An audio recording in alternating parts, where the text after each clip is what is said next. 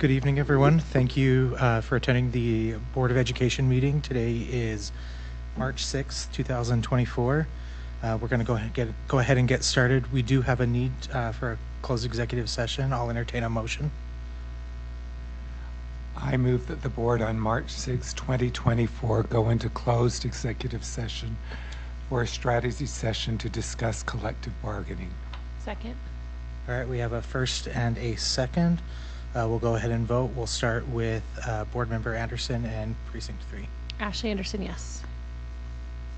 Isa Alvar, yes. Mohammed, Nate was yes. a yes. Mohammed's a yes. Ryan Jensen, yes. Bryce Williams, yes. All right, we'll go ahead and move into the closed executive session, and we will reconvene around 5:30.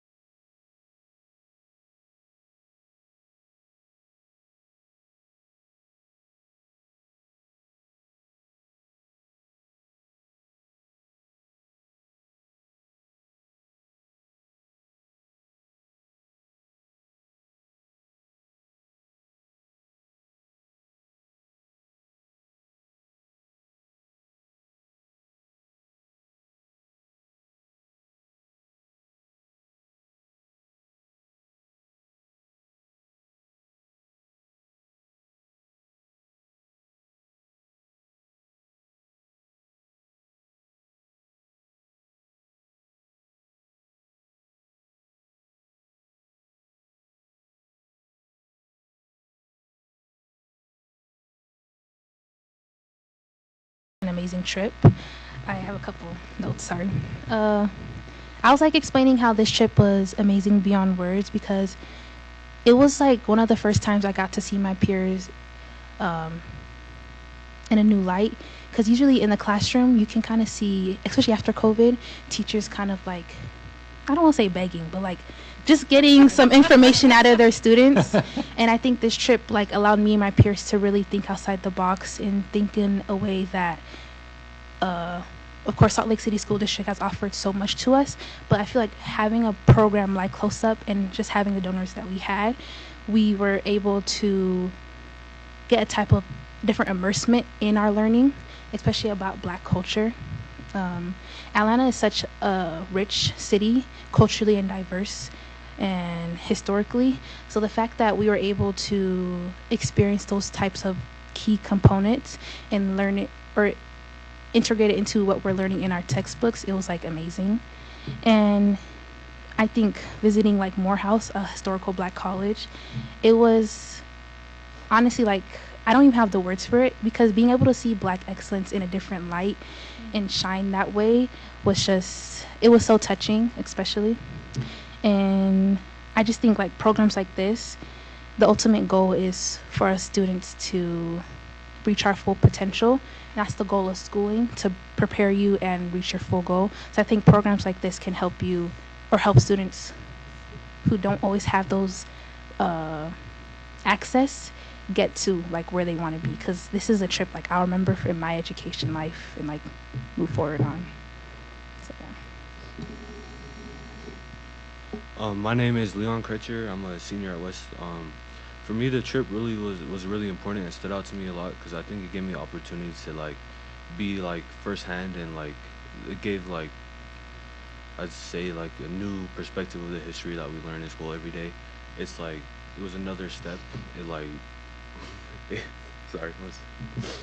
showed me like a new light of like the history. I feel like I was able to like take it in a lot more and understand it by being there firsthand and like being like where it actually was at. And it gave me a new understanding of like how important it is to like build culture and community. Because like when we went to visit Morehouse, there was a lot of support for all the students and like through like the whole school, and it seemed like they all cared about each other a lot. And so it showed me like how important it really is to like have a community around you that will support you.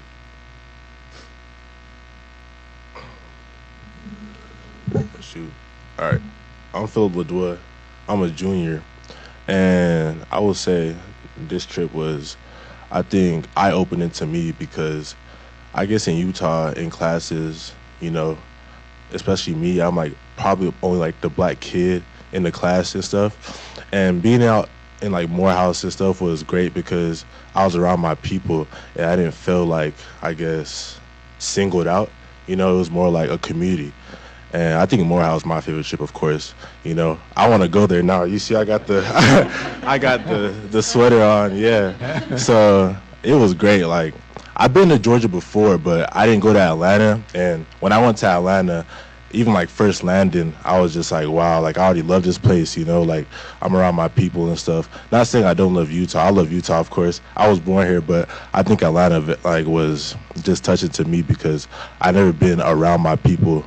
Like everywhere you go, you just see your skin, you know, and I feel like it's just like more comfortable. I felt way more comfortable. And even like the museums and stuff, I never really seen them those stuff in person before. So seeing that in person was great, you know, because in the classroom you see it through textbooks and stuff, but it's not really in your eyes, you know. And yeah, that's really all. Hi, my name is Elliot Strand-Hawkins. I'm a senior. Just want to say our trip to Atlanta was like the most wonderful school opportunity that I've ever experienced. I'm amazed at how much I felt or how much I learned when it didn't feel like the typical kind of like head aching, energy zapping, kind of glancing at the clock every 5 minutes kind of learning that I'm used to. And instead, not in AP African American Studies though, that's a great class. And instead of feeling like mentally exhausted at the end of our visits to museums and exhibits and doing group workshops, I instead felt rejuvenated and eager to learn more and do more, and we were taught how to actually act instead of just passively learning. And I also learned a new appreciation for the past. History, it isn't forever ago, it isn't irrelevant, and it isn't out of reach. It's breathing and changing and expanding right now. And I realized that we, both as individuals and as groups, have more than enough power to mold it for the better, and I wouldn't have recognized that fact probably until like years later, had it not been for this essential trip. And I mean, as I said, I'm a senior. I'm so lucky I got to get this trip, because if it had happened just like next year, I wouldn't have been able to be on it. Yeah, I'm so eternally grateful for the people and the groups that made this possible. The Jazz, Delta, Close Up, and of course you guys. And so thank you so much. Will you introduce yourself, Kenneth? Yes, my name is Kenny Alden. I am one of the assistant principals at West High School, and I just wanted to thank the board for approving this trip, certainly the Jazz. This was really a phenomenal experience to be able to be an administrator and interact with these young people that are very intuitive and very insightful about their environment and about their experiences, and to watch their learning and make those connections with their culture, to make their connections with humanity, was extremely touching. And to hear students say things like, this is the first time that I felt like comfortable in my skin. This is the first time I felt in an environment where I was completely accepted. This is the first time I don't have to look over my shoulder and wonder what people were thinking about me.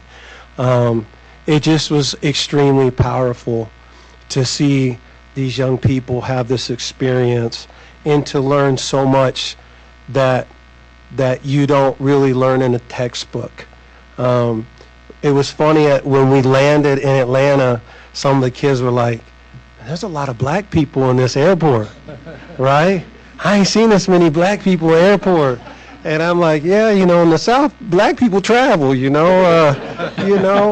not like Utah, and so, and to just hear their excitement and to see their learning. And as they went to museums, and there was always a process where they processed their experience, and they wrote down what knowledge they'd learned. They wrote down things that they want to continue to know about and continue to develop. And the level of insight and connections that the kids made was really inspiring, because so many people don't get this opportunity. And these kids this certainly changed their lives.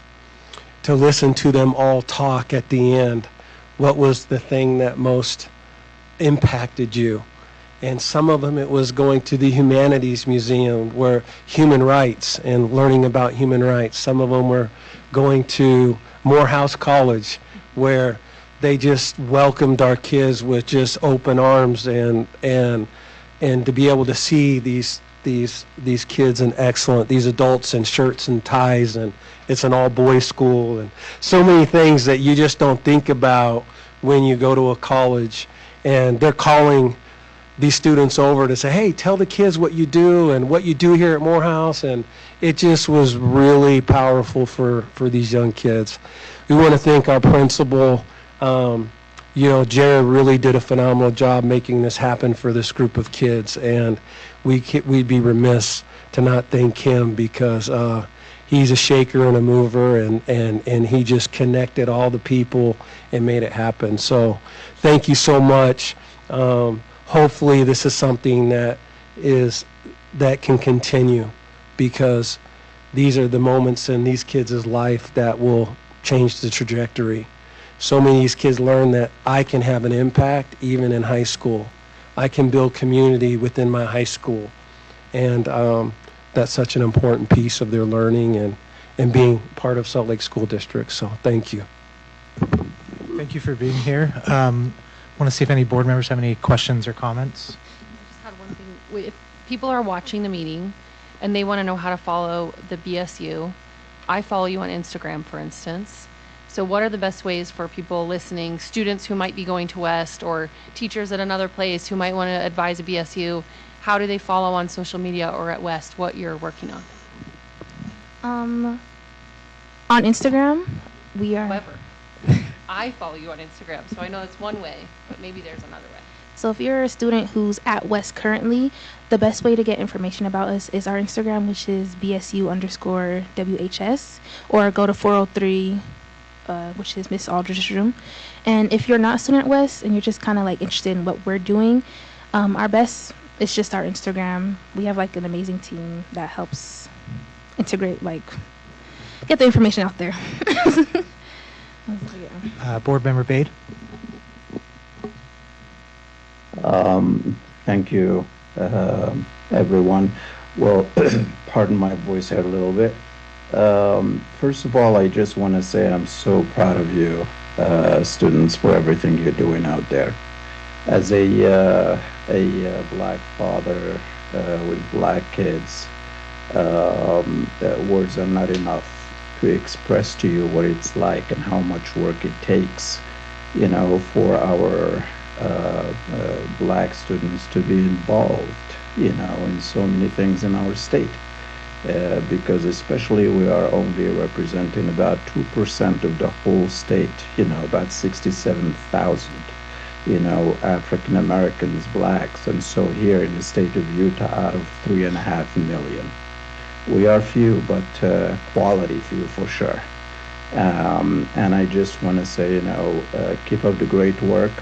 Don't give up. Encourage those who are around you. If they feel like they are giving up, please encourage them. You can find me, you know, your leadership out there, actually, you know, you can find me anywhere. If you need a black person, you know, who is representing his district and being privileged to be in this position to talk to, I am available for that. And especially at this time as we are dealing with so much rhetoric that is against, you know, equity and inclusion and so. But you know what? There might be policies out there, but as a human being, we can still stand together and be strong. And I just want to say to every student out there, very proud of you. And also I feel your pain when you're out of Utah and you see your brothers and sisters and you look around and it's like, what? You know, I don't feel like a raisin in a cup of yogurt or something like that, you know.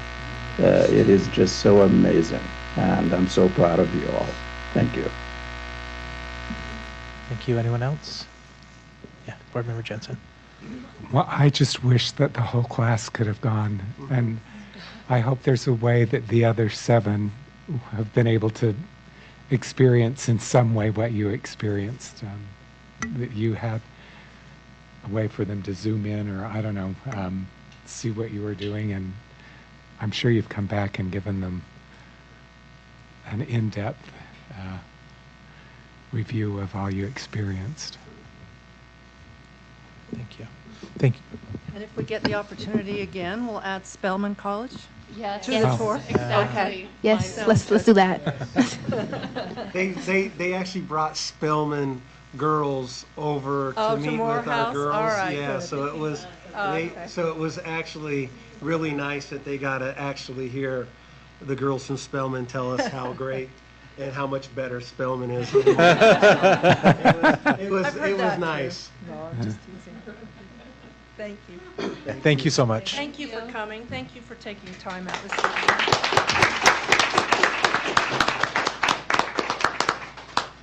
All right, we will go ahead and move forward on our agenda. We will move to the consent agenda, and I will entertain a motion to approve. Oh, she made the motion and I'm seconding it. Okay. No one made the motion. Oh, I thought you had made. Before I was. We weren't quite pointing there, out yet, that quite we there were- yet. So I'll entertain a motion. I'll move that we accept the consent agenda as written. Okay. I will second that. All right, we have a motion by Ashley and a second by Brian. We'll go ahead and. I have one discussion Please, item. please. I just want to point out that there is a new memo on the financial reports section, which some parents had asked for in the past. So thank you, Christy, for putting that together. I believe you did that. And I know there might be some questions when people see that attachment about schools which have closed, such as the virtual elementary, that still have a financial report. And so I wanted to point out, just as an informative item, that I believe it's my understanding that discretionary funds will be distributed based on open enrollment. So a certain percentage of those totals you see will eventually go to the schools where students enroll. And so you should look for that on future financial reports if there are questions about what will happen with that discretionary funding. And also just to look at these reports as some ongoing encouragement for our schools to please send down some of those long-standing accounts where the amount's been static for several years and make the effort to spend that on current students. Thank you. All right, so we have a motion and a second. We'll go ahead and take a roll call vote, starting with President Salazar and Precinct 4. Nate Salazar, yes. Mohammed, yes. Brian Jensen, yes. Christy Sweat, yes. Bryce Williams, yes. Ashley Anderson, yes. All right, that has been approved. Thank you. We will go ahead and move to our request to speak. But before we do that, the board has asked me to read a statement before. The board enjoys the opportunity to hear from the public during the comment portion of its meetings. Before we begin, I'd like to take a moment to remind you of our board rules governing your comments. 1, the total time reserved for public comment is not to exceed 15 minutes, with all speakers or groups limited to 3 minutes. 2, the board will not allow public comments during board meetings that are slanderous, obscene, or otherwise violate state law or federal law. 3, employees and/or their representatives may not use the public comment period to address issues that should be raised through existing formal communication channels or established grievance or negotiation procedures. I'd also like to explain that unless the speaker's topic is already on the agenda, state law prohibits the board from taking action on items raised during the public comment period. However, if it seems appropriate to the circumstances, I may direct district staff to follow up with the speaker on the topic discussed. So we will start with our first speaker, Jenny McCoskey.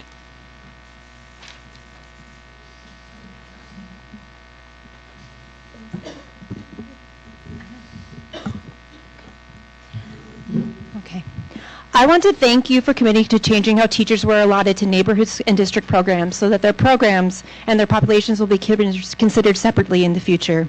And thank you for giving Indian Hills an additional neighborhood teacher to somewhat address the issues that arose this coming year. I hope that Whittier, Nibley, Newman, Washington, and Mountain View are also having their teacher allocation relooked at. From past experience at Hawthorne, having this more clearly laid out will actually greatly help inter-program relationships. Additionally, Nora would like you to hear what her idea is for Hawthorne after it closes. So here she is. Hi, I'm Nora. I would like to tell you my idea of what Hawthorne can be. I think it should be a community orchard. A community orchard is a place that people can get together and plant trees. That would provide fruit for everyone. That way the trees that are already there can stay there and will not have to die. I think the building could be a place where people could learn about trees. There's already a community garden across the street. That way, people could get fruit from the orchard and vegetables from the garden. This idea would provide fresh food for the entire community. The area would also be a nice place for people to be and provide shade. That's why I think you should turn Hawthorne into a community orchard. Bye. And I just want to say I think the Hawthorne community especially would really appreciate some community impact and feedback about what the site becomes. And so this is just an example of someone who lives in the community, be it she's 6, but of an idea of making it still be a vibrant community space. Thank you, Jenny. Thank you, Nora. Next, we have Brady Turner. Tanner, sorry, Tanner. It's not fair to have to follow Nora. I brought back up, my colleagues and I have watched with interest the deliberations over the closure of 4 schools in the district. While such a process could never unfold without flaws, we want to commend you for taking on the task and seeing it through with integrity. At the risk of piling on after such a massive effort, we are here today to raise a related but thus far unaddressed issue: middle schools. The following is a non-exhaustive list of the challenges that the 6 middle schools currently face. Our current middle school model gives schools only 2 years to try to build community and consistency for a group of students when they are at a unique developmental phase. Effectively, we are in a constant state of flux, with half of our students only just arriving and half in the process of moving on to high school. 2, the nationwide problem of chronic absenteeism is a reality that is exacerbated by an attendance policy that seems both unenforced and unenforceable. 3, proper support for our special education and multilingual learners continues to be insufficient. 4, the repercussions of the pandemic years mixed with the debilitating effects of social media plague our students in the form of massive gaps in their abilities and a rise in behavior problems. And 5, despite the laudable efforts of the board to guarantee the jobs of the teachers in the closing elementary schools and to increase the building administrator presence in the remaining campuses, middle schools are losing at least 15 teachers this year due to cuts in various budgets. To put that cut into perspective, the number is akin to closing a middle school of 400 students. It is important to remember that a cut in FTE entails more than a simple change of class sizes. It affects programming. Middle school is always a challenge. It can often seem like students' minds and bodies are in open revolt against their education, just at the point when they step onto the threshold of real responsibility and consequence. But in addition to that baseline, the middle schools of our district, who provide a nurturing environment for students who are facing unprecedented pressures on their mental health, now need to take on those challenges with fewer resources. But we are not here just to be concerned. The halls of our middle schools are full of creative, innovative professionals who face these challenges with enthusiasm, and they want to contribute to the solutions. Superintendent Grant, you mentioned at a recent SLEA meeting that you would like to get a firmer grasp on what is happening in middle schools.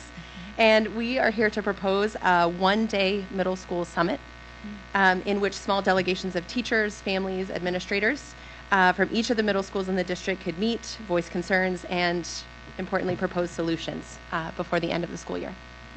So, in a practical sense, we are requesting the following: a space to meet, provision of substitutes for teachers who attend, attendance by the superintendent, representatives from educational equity and student support, teaching and learning, special education, and other departments you would feel would like to contribute.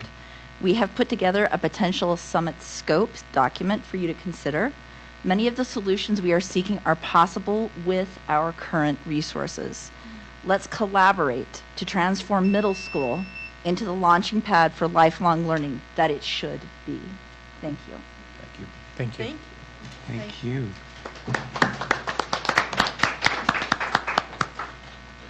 All right, thank you for that. And next we have Terry Marasco.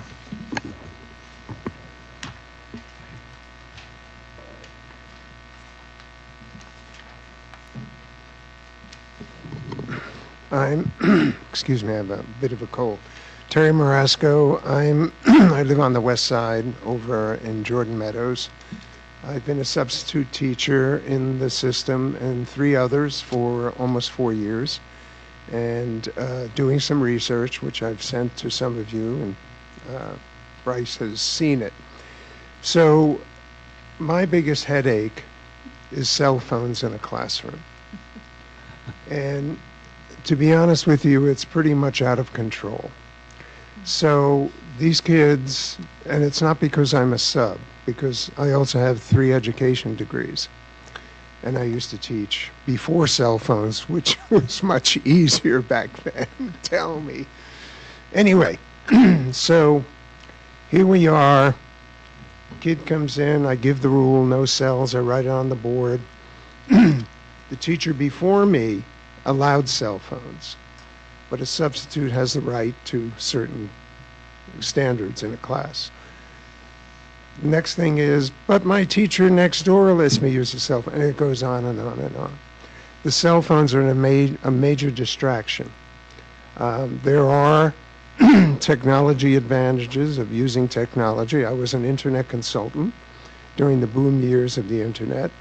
senior project manager.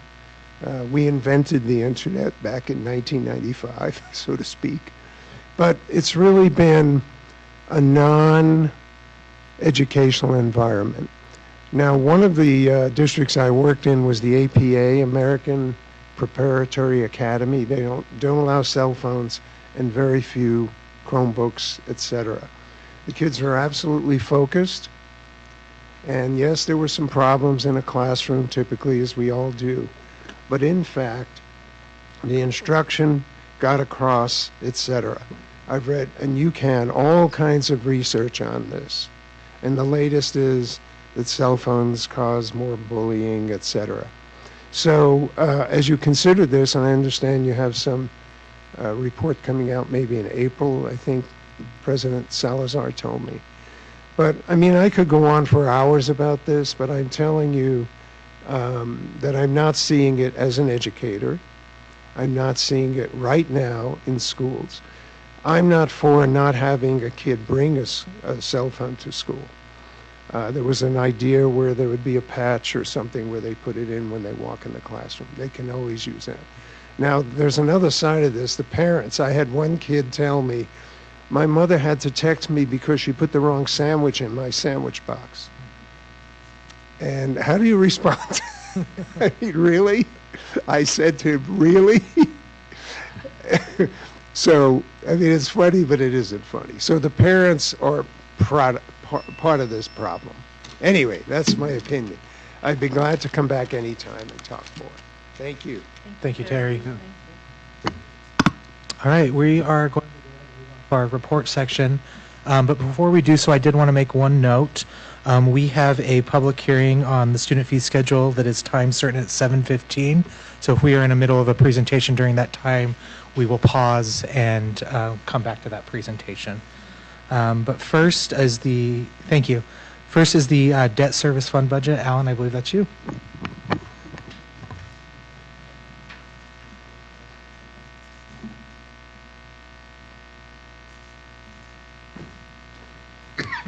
So this presentation or report is just another building block of our very robust budgeting process. So today we're going to cover the debt service fund. So the debt service fund accounts for money set aside to pay for our general obligation bonds. The last time the district bonded was back in the 90s. And as we'll see in the budget, we're about to pay off the last of those bonds that were from the 90s that were used for largely rebuilding a lot of our elementary schools that you see today, and some of our middle schools.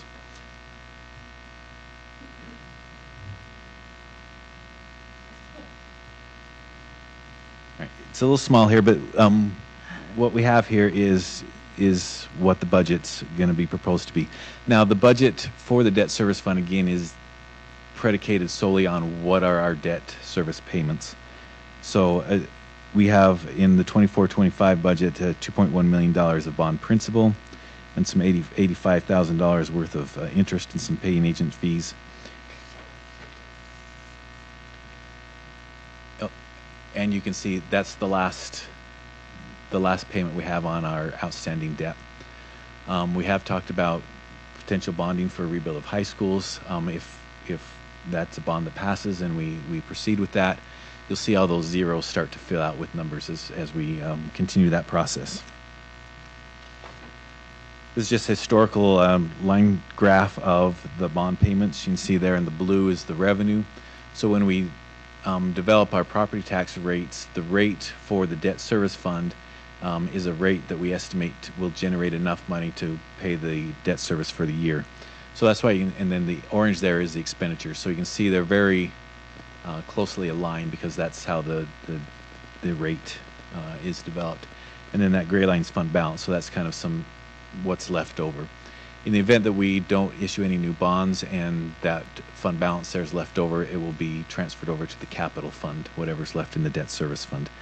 If we have issued new bonds before we get to the end, then it will just be in there to help service those new bonds. And here's just a pie chart. In the blue, you can see is bond principal, and the orange is interest and bond agent fees. Just kind of a representation of the expenditures of the debt service fund. Just some next steps in the budgeting process. So on March 19th, we'll go over the preliminary property tax rates. On April 16th, we'll present the capital projects fund budget. April through May, we'll hold small group meetings so we can go into detailed conversations with small groups, members of the board. On May 7th, we'll present the executive summary. On May 21st, we'll have the final budget review, and then on June 4th is anticipated that we'll have a budget hearing and the board will vote to approve the revised budget for current year and then the proposed budget for next year. Any questions on the debt service fund? No, go ahead. Bryce can tell us. So my question is related but not related. So I don't have a question about the existing debt service, but I know it will raise a constituent question following the meeting, which is as you talk about bonds rolling off and whether we would bond in the future, what could the community expect in terms of a timeline of when they might hear from the surveying firm, for instance? Because I know we'll get questions about the bond that we just don't have an answer to yet. So I don't have questions about what you presented, but just if you're a community member listening, what could you look forward to in that regard, as that's kind of what you'd think about? Right. So the survey firm we've contracted to kind of help us gauge public opinion on bonding, they're at the end of March are planning on some focus group meetings. So they're working on recruiting people to be in those focus groups, and so that'll be first step, and then they'll expand beyond once they get those focus groups and information from them. I don't know exactly what all the next steps are, the timeline, but if we're looking potentially November, it'll be starting the end of this month and then over the next couple months. Thank you. Board Member Jensen? That was my question. Okay. I can't tell if any online board members have their hands up or not. You Maybe. could pull the slides down, Sam, I think. I'm not seeing any, so thank you. All right, next item on the report agenda, school closure and boundary adjustment transition activities update. Superintendent? Thank you. I just have a short update, but wanted to keep giving you highlights of the work that's being done as we transition and close 4 elementary schools and then change boundaries in a number of others. Excuse me. The first item I want to bring up is the open enrollment period is now closed. We held a special open enrollment for those families that were impacted by closure and boundary changes. You may have seen there was a Tribune article about that and the number of people who have requested open enrollment positions in the district. Now, principals are reviewing those and working with their area directors too. We wanted to make sure that the choices of open enrollment were consistent across schools. So they are all working together to increase that consistency in the way principals are handling these requests. And students will and families will know by March 15th. Probably before, but at the latest by March 15th, about the determination of the schools. One of the things that we noticed in the data is that people applied to a number of schools, and so there were a lot of applications, but that represented families applying to a number of schools. So once March 15th is over and they know the date, we ask then the families to let us know their choice within 2 weeks, so that we get a clearer sense of the enrollment numbers to plan for in those elementary schools. This matters a lot as well for staffing and how we're looking at staffing allocations. March 15th is also the date by which we will know teacher placements within the district.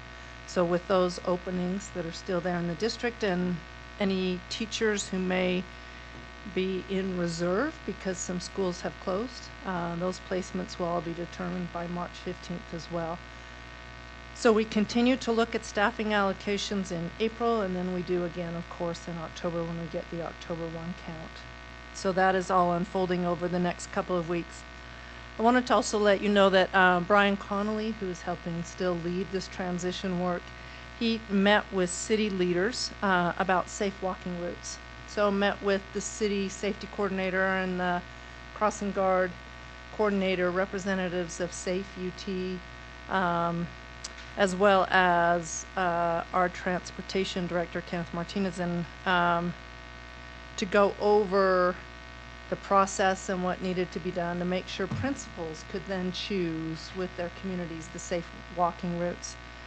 Those safe walking routes, the maps will be out in May for the communities as the principals in the communities set up those safe walking routes for the new school boundaries. Along that same line, bus routes will be available. We're anticipating late April. As soon as we get these enrollment numbers figured out and things for the different schools, then our transportation department can look at bus routes and start to determine those so that they'll be available for families before school ends this year. They'll know some bus routes for next fall. One of the other things I wanted to mention is that our team also with Salt Lake Education Foundation with James Yoppius and his team are cataloging the community services that are given to schools that are outside of what the district offers. But a number of community services use schools or provide goods and supports to families within the school. So groups like the Utah Food Bank or Whole Foods, they both do some food drop-offs to families in some of the schools that will be closing. And the same way Boys and Girls Clubs or Youth City After School Program, they work with these schools. So we're reaching out to talk with those community groups and make sure they have another alternative or there are other ways to serve those families, even if the particular school site is no longer open. So that is also on the agenda of something we're trying to pay attention to help smooth the transition for families. I wanted to mention one last thing. I was grateful last week that the principal of Riley Elementary invited me to their author day on Friday, where they had an author visit, and I had the opportunity to read to kindergartners, and I don't have that opportunity very often. But the best part about this, and the reason I raise it in this transition piece, is these principals, like so many across our district, are working really hard to create community with the new communities that they will have. These principals had set it up so that the students, the kindergartners from Riley, who will be attending Parkview, were there for the day. So we had all the kindergartners there in the group together to meet each other and interact, and they played a game, and of course they got to hear the superintendent read to them, which I'm sure was their highlight. But they also did that with the older grades, brought over the older grades to mix with the students and enjoy the presentation by this fabulous children's book author who was there. But I just want to thank our team for being so conscientious this way about the quality of the transition for people. I also met with the school community council chairs a couple of weeks ago. They too focused their conversation and their interest was on how did they, as community members, parents in our schools, help create a new community with these new settings that they have, and their attention to that right now and their sensitivity to what that means and trying to welcome people in. I was just inspired by their work and admire that they are paying attention to that, and just want to thank people for helping smooth out what can be a pretty challenging process. Thank you. Do any board members have questions or comments? Board Member Jensen. Thank you, Dr. Grant. You indicated that March 15th is kind of the red letter day. It is kind of a red letter day. Will that also, because you were saying that after that, you've asked the parents to let you know they have like 2 weeks to confirm with you what school it is they would like to be attending. Will that impact, I know that some of these schools are trying to anticipate FTEs and if there will be student populations that will need adjusting with FTEs. When do you anticipate that do you anticipate that by March 15th they'll have the information that they need? No, or because that's just when we let families right. know. Then a couple of weeks later, the families will let Let- us know. And right. there will still be some sorting out into next fall. Okay. You know, families may say they want to attend a school and then may change their minds, and they can. So it's not they're not signing on a dotted line that they have to, but they do give us a good heads up when they let us know right now in the spring. Okay. So we can begin again to provide those staffing allocations, the FTEs, in ways that are useful for schools and meet the needs. So as we get more information, we're able to get closer and closer to meeting the needs and make sure that we're responsive to that. I appreciate that. I know that that's something that's a concern for them. Yeah, is there? There's a lot of uncertainty right now. We Right. just don't know. We can project what we think the numbers will be, and that helped us to put together some preliminary numbers. But now as we get firmer information over the next few months, that'll help too. And then one other comment, I appreciated hearing about U City. I taught at U City, was a certified teacher. They try to have a certified teacher in those classrooms after I retired. But I was just glad to hear that you're coordinating with them, because they work with those neighborhood schools around them, and you're figuring out how to make sure that those children, if they move to another school, will still be able to participate in U City. If Youth City wants to provide the services there, Okay. I mean, that's part of it, but also trying to coordinate those services okay. and the needed transportation often, make sure everybody's kind of on the same page that way. Well, Yeah. I just appreciate that program that Salt Lake City provides. Okay. Yeah. Any other board members? All right, thank you, Superintendent. You're welcome. We move on to the third report, the strategic plan implementation update. Superintendent, do you want to introduce this? So last spring, of course, the board approved the strategic plan, and each time Dr. Buendia gets the honor of giving us the updates. But what she's doing is reflecting the work and that is the responsibility of all of our executive directors and as team leads and as pillar leads in this strategic plan. If you remember, our aim over the next few years is to implement ongoing things and to build some new things. And what we implement will be the board's initiatives around reading and social emotional learning and the strategic plan. So we're not changing our focus on this, and I appreciate the work Sandra has done to coordinate among all of us to get this information down and be able to present that to you.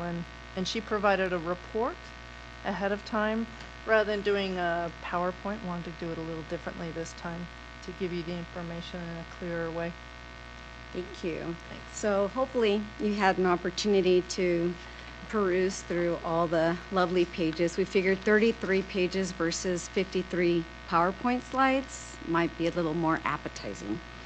So this is year one of our implementation. We're well underway. As you can imagine, it is a living document, and so we have found opportunities to address areas that need to be addressed. The last time the board asked us to provide you with metrics and baseline data, and I will say that your request aligns with Dr. Grant's request as well as the Strategic Plan Advisory Council's request. And so if you recall, we did implement a Strategic Plan Advisory Council that includes parents, teachers, administrators, our pillar leads. And so we have held 2 meetings. So far, we just had one last week, and I'll be sharing some of their feedback. So just know that everybody's thoughts on this is really aligned, related to the need of metrics and baseline data. So with that said, I'm just going to briefly provide you with highlights of some of the accomplishments. We've had a lot, and the pages certainly don't highlight everything, but it gives you a sampling. So the plan was introduced to administrators. It was launched in all kinds of ways, and in definitely in Spanish, so that the community could access it online. We have had a lot of training in relation to the equity and access pillar. There have been initiatives launched, apprenticeships launched, I have a list here. Everybody has been really busy doing a lot. And so just some of the information really briefly that I want to share with you from the parent advisory.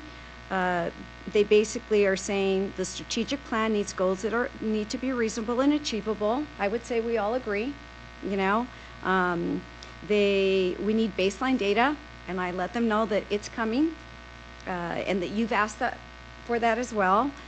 They suggested benchmarks to help us really track our work along the way. It reminded me of the trajectory that you asked for, Dr. Grant, remember? So it was just really awesome. And then they asked for things like expanding the number of apprenticeships we have and providing greater access, K-12. Again, a lot of what really is aligning with what you have, what your interests are. They shared in particular with relation to our executive director over, okay, sorry, Yandari, it's like Jennifer Newell's title, I always get it wrong. Communication and community relations. Woo, okay. So there was a lot of feedback that they provided in terms of consistency and practice from school to school, and she took a lot of notes, and we sent all that out. So with that said, our next steps, and then I'll open it up for questions. Our next steps, just so that you're aware, the pillar leads are going to meet and debrief from the feedback that you're going to be providing us tonight. We're going to work on needed revisions. I will say the equity pillar probably has the most work, as we're kind of finding that sometimes our metrics didn't quite align or ascertained what we had hoped for. So I got a lot of work. And then we will be taking the advisory council's feedback into consideration, any directive from the board, and then revising, as we had mentioned in last year, that we'll update it, make any revisions necessary, and present it to you in June for approval. And then at that point, we'll highlight our year 2 implementation efforts. So with that, any questions for us? All right, we'll open up to the board.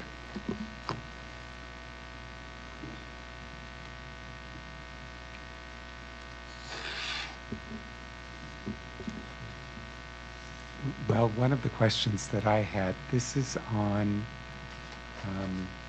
page 5 of the report. Mm-hmm. It looks at the elementary equity audit, secondary equity audit. Can you explain to me a little bit how you're going to use that? Mm-hmm. So audits, in this case, they're called equity audits, but of course we'll be needing to reconsider the title soon here.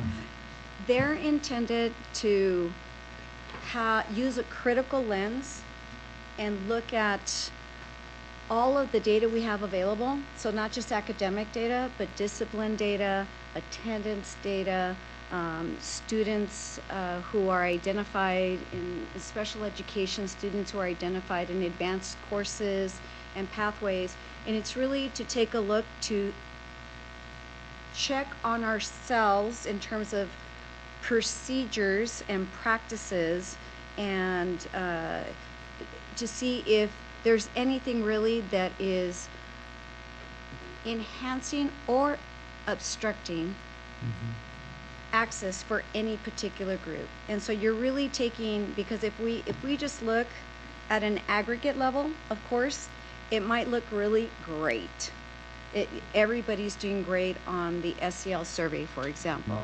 But then if you begin to take a look at Black students or students with disabilities or our multilingual learners, the data is going to look different. And so it would provide us an opportunity to kind of ask why. Why is that happening? And it's not intended to be used for any punitive measures. It's just a set of questions that guides you through the data and the analysis of the data that we have to figure out how do we best increase opportunities for all students to experience a meaningful educational career, K-12, and set them up for success as they exit and move on to their career pathways. Okay, so this is a tool that the individual school is using to kind of step back and see where they are? Right, and we're developing, we just finished the tool. We have a dashboard that was developed, and so we just finished that tool. That's why they, in my explanation, I said the actual audit wasn't available, the tool, because it was under development for most of this year. It was just launched maybe last month. Okay. And so we're making it even easier for school leaders to be able to access their data, just simple touch points. And so I'll give credit to Dr. Amio and her team for designing that. They worked with us, they heard what we had to say and what our need was. And so they created a dashboard where it's like a one-stop shopping feature. And those are all links in case I provided the links so that you could open them up and take a look at the kinds of questions that they were asked. So anyway, I don't mean to, Please. Anyway, I tried to look at that a little bit just to see. And so what it looks like to me is the school principal is one of the individuals that's doing this assessment, and then you have a team of members, I'm imagining, from the school. They're selected somehow to be on this equity team. I'm just not familiar with how this all works. But they're the ones that would be taking the assessment. It's not like all of the teachers are taking the assessment, or... In this case, because it was a self-assessment, and it was strictly for them to reflect on, there was a team, and it's usually, we didn't dictate to school leaders how to convene the team.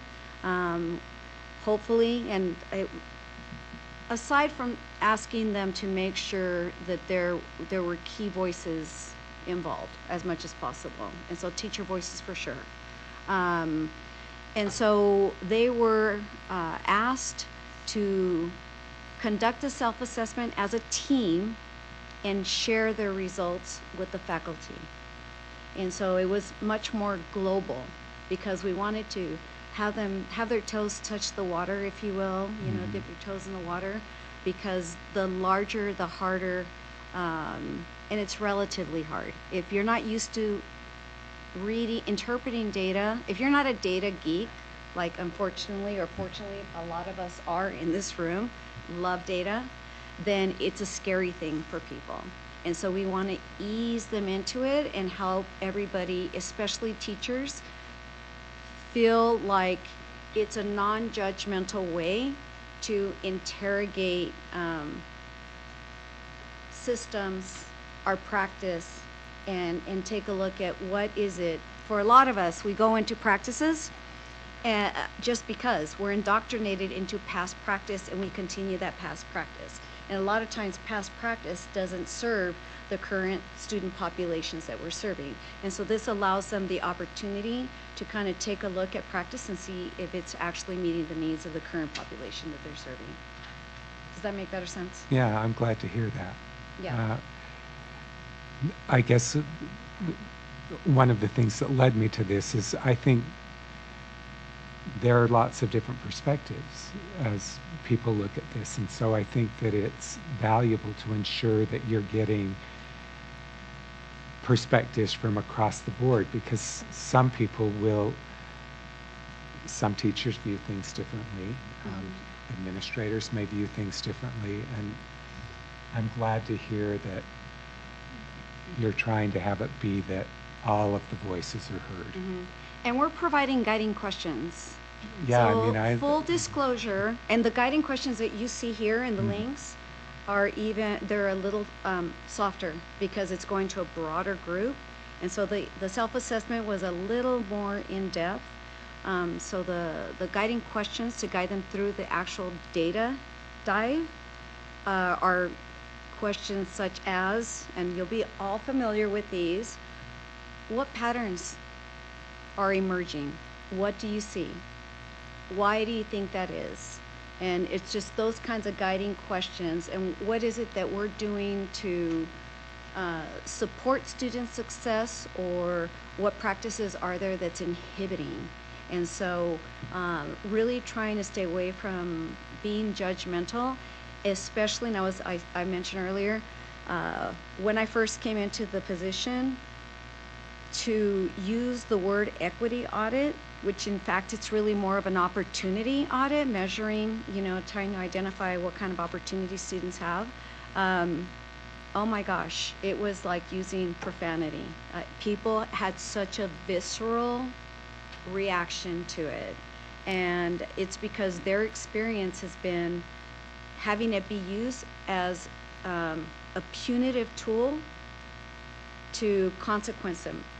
And so we're not using it that way, and so we're being really thoughtful and careful about how we introduce it as a tool to just interrogate current practice, past practice, identifying in what ways. Like we heard the students today talk about what a phenomenal experience they had in Georgia, Atlanta, Georgia, right? And so, you don't know what you don't know until you have other opportunities to take a look at what's possible. And so we're hoping that it just allows teachers and leaders to take a look at the data and have it speak to them, and have them have conversations with parents and students about, how is the school functioning for them, and being a partner and trying to, again, get us all towards having exceptional educational and experiences and career pathways that are open to everyone. So Thank you. I'm really glad to hear that you're looking at it as opportunities and experiences. And I think, like you said, equity sometimes is interpreted many different ways. And I think that approach that you're taking will give you a more accurate view. And thank you. We're working on that. Yeah, and I wouldn't use the word interrogate. As an attorney, lots of times that scares people. That's a good point, and it's probably a little, me holding on to, it is a phrase, and it's interesting. Yeah, but that's good to hear, because interrogation, so anybody that's gone through, and I suspect now at the high school level, when you use the word interrogate, it's kind of interrogating yourself mostly and kind of reflecting. So I'll make sure not to use that, because it's a very value-laden word, just as equity has become a value-laden word. So thank you for pointing that out. Thank you. Do other board members have questions? Yeah, please. Which was that, as you point out, it covers so many areas, so none of it really exists in a vacuum. It only exists, when you think about it in context of the school.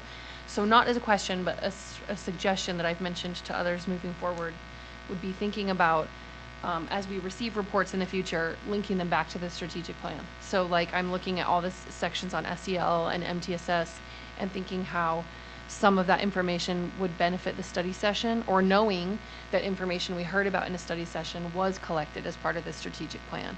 So rather than viewing the strategic plan as some separate thing, it's actually integrated into all of the things. So as people present reports to us on a variety of topics, we get information about its application back to the plan, if that makes sense. And that's just a suggestion moving forward, because it's a lot of work here, which is great to see. Thank you. Thank you. Anyone else? All right, thank you, Dr. Buendia. Thank you very much. We're looking forward to our June presentation. All right, next on our report agenda is the legislative session recap. Superintendent, do you want to introduce this? I made it through my first legislative session. I don't know how many you've attended. And this one turns out to have been quite something, and particularly for education, the number of bills, I think, regarding education was higher than it's ever been. Is that right? And so appreciate the work of Yandere in staying on top of that. And trying to provide us a bit of a picture. This doesn't capture everything, but a bit of a picture of some of the big ones. And then just as we're heading into this, these bills were just voted on. Many of them are still awaiting, I think, the governor's signature, some of them still. So they're not quite law, some of them yet. But even when they become law, they give us a little time, as you know, to implement them. And often the State Board of Education gives us some direction in implementing them. So it will be then our responsibility, and Christina Kendall as our legal counsel is already working on this with other council members across, well, other legal representatives of districts, to then interpret what the bills say and require of us. So it may take some weeks before we get out the Salt Lake City School District response in terms of policy or administrative procedure changes, or the way we want to express the practices that need to happen in our schools. Some of these bills, as you know, are in direct contrast to what we as a school district have chosen as policy. And with that will require some changes on our part, and some of those changes we would not have chosen on our own yet. As we've talked about, as a district, it is our obligation to follow the law, and we will follow the law. At the same time, we will keep what is special about Salt Lake. And part of that is that we will keep a school district that is welcoming and inclusive. That will always be our goal. And we will work with whatever we are required to work with to get to that point. But it will also require the collaboration of all our staff, 3,500 people within the district, and all to follow these as well. So it'll take us some time to get those in place, as you know, but this is a first look at some of those bills and where we ended up in the session. So thank you. Yeah, of course. Thank you, Superintendent. I wanted to start out. Will you pull that microphone a little closer? Yes, I'll just move my laptop over. Oh, oh, there we go. I want to start out by learning how to click. Okay, so with a quick recap, I will move this closer. Is this better? Yes, then the people online particularly can hear. Okay, thank you. Thank you for putting that out. So as the superintendent mentioned, we saw a record number of bills passed this session. Overall, 591. We've never passed that many bills in one session. The budget this year for the whole state totaled $29 billion. Of that, $212 million went to a 5% WPU increase. And for your information, I wanted to break out what that 5% consists of. There is a statutorily required increase for inflation that makes up 3.8% of that. So then the discretionary increase is just 1.2%. So I did want to explain that because 5% doesn't quite convey what the numbers actually are. And just for your information, the Utah Fits All Scholarship, what sometimes is referred to as the voucher bill, last year when it was passed, it received a $40 million appropriation, and this year they received another $40 million increase to that. I wanted to point that out because there was concern among some of our board members, and we have had conversations about this. Originally, the appropriation they were requesting was $150 million, which is just about equal to what the WPU increase was. So I did want to make sure the board was aware that the increase for this year for that scholarship program was $40 million. And okay. There we go. And then I'll give you just a quick public ed appropriation summary. I won't get too in the weeds, but there at the mid-session update, we had some questions and discussion about the funding for at-risk students and some other things. So I did want to let you know that $57 million went towards that and for digital teaching tools, and then the gang prevention line item was separated out. So some of the things we were concerned about were addressed. And then $440 million in one-time projects were allocated from the Public Education Economic Stabilization Account. For those who aren't familiar with what this account is, it was created in 2020 when we saw some other changes to public education funding. It is funded with income tax revenue and then interest from what's in the account already, and it's used to fund both one-time and ongoing appropriations, and it's also meant to fund enrollment growth and inflation.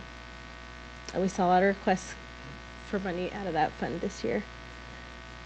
Okay, I've broken out my presentation into two main categories. I'm going to start out with bills that have financial impact and then bills that have operational impact. And at the end, I have two bonus miscellaneous bills for you. That didn't fall into either category. So sports stadiums, you may wonder why I'm talking about sports stadiums when we're a school district. Well, this is why. This is House Bill 562. A lot of people just know it as the Major League Baseball bill. The effective date for this bill is May 1st, and there is a fiscal note you can see there. Why this bill matters to us is because it uses tax increment financing to build a Major League Baseball stadium in the Fair Park area of our city. As you know, tax increment financing can be a little bit tricky.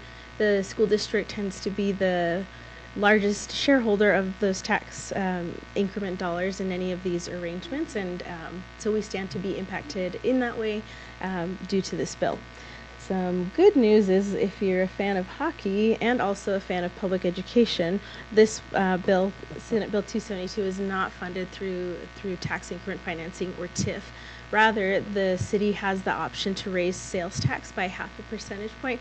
Sorry, I'm like not turning to you at all because there are no board members over here. I apologize. I'm not neglecting you.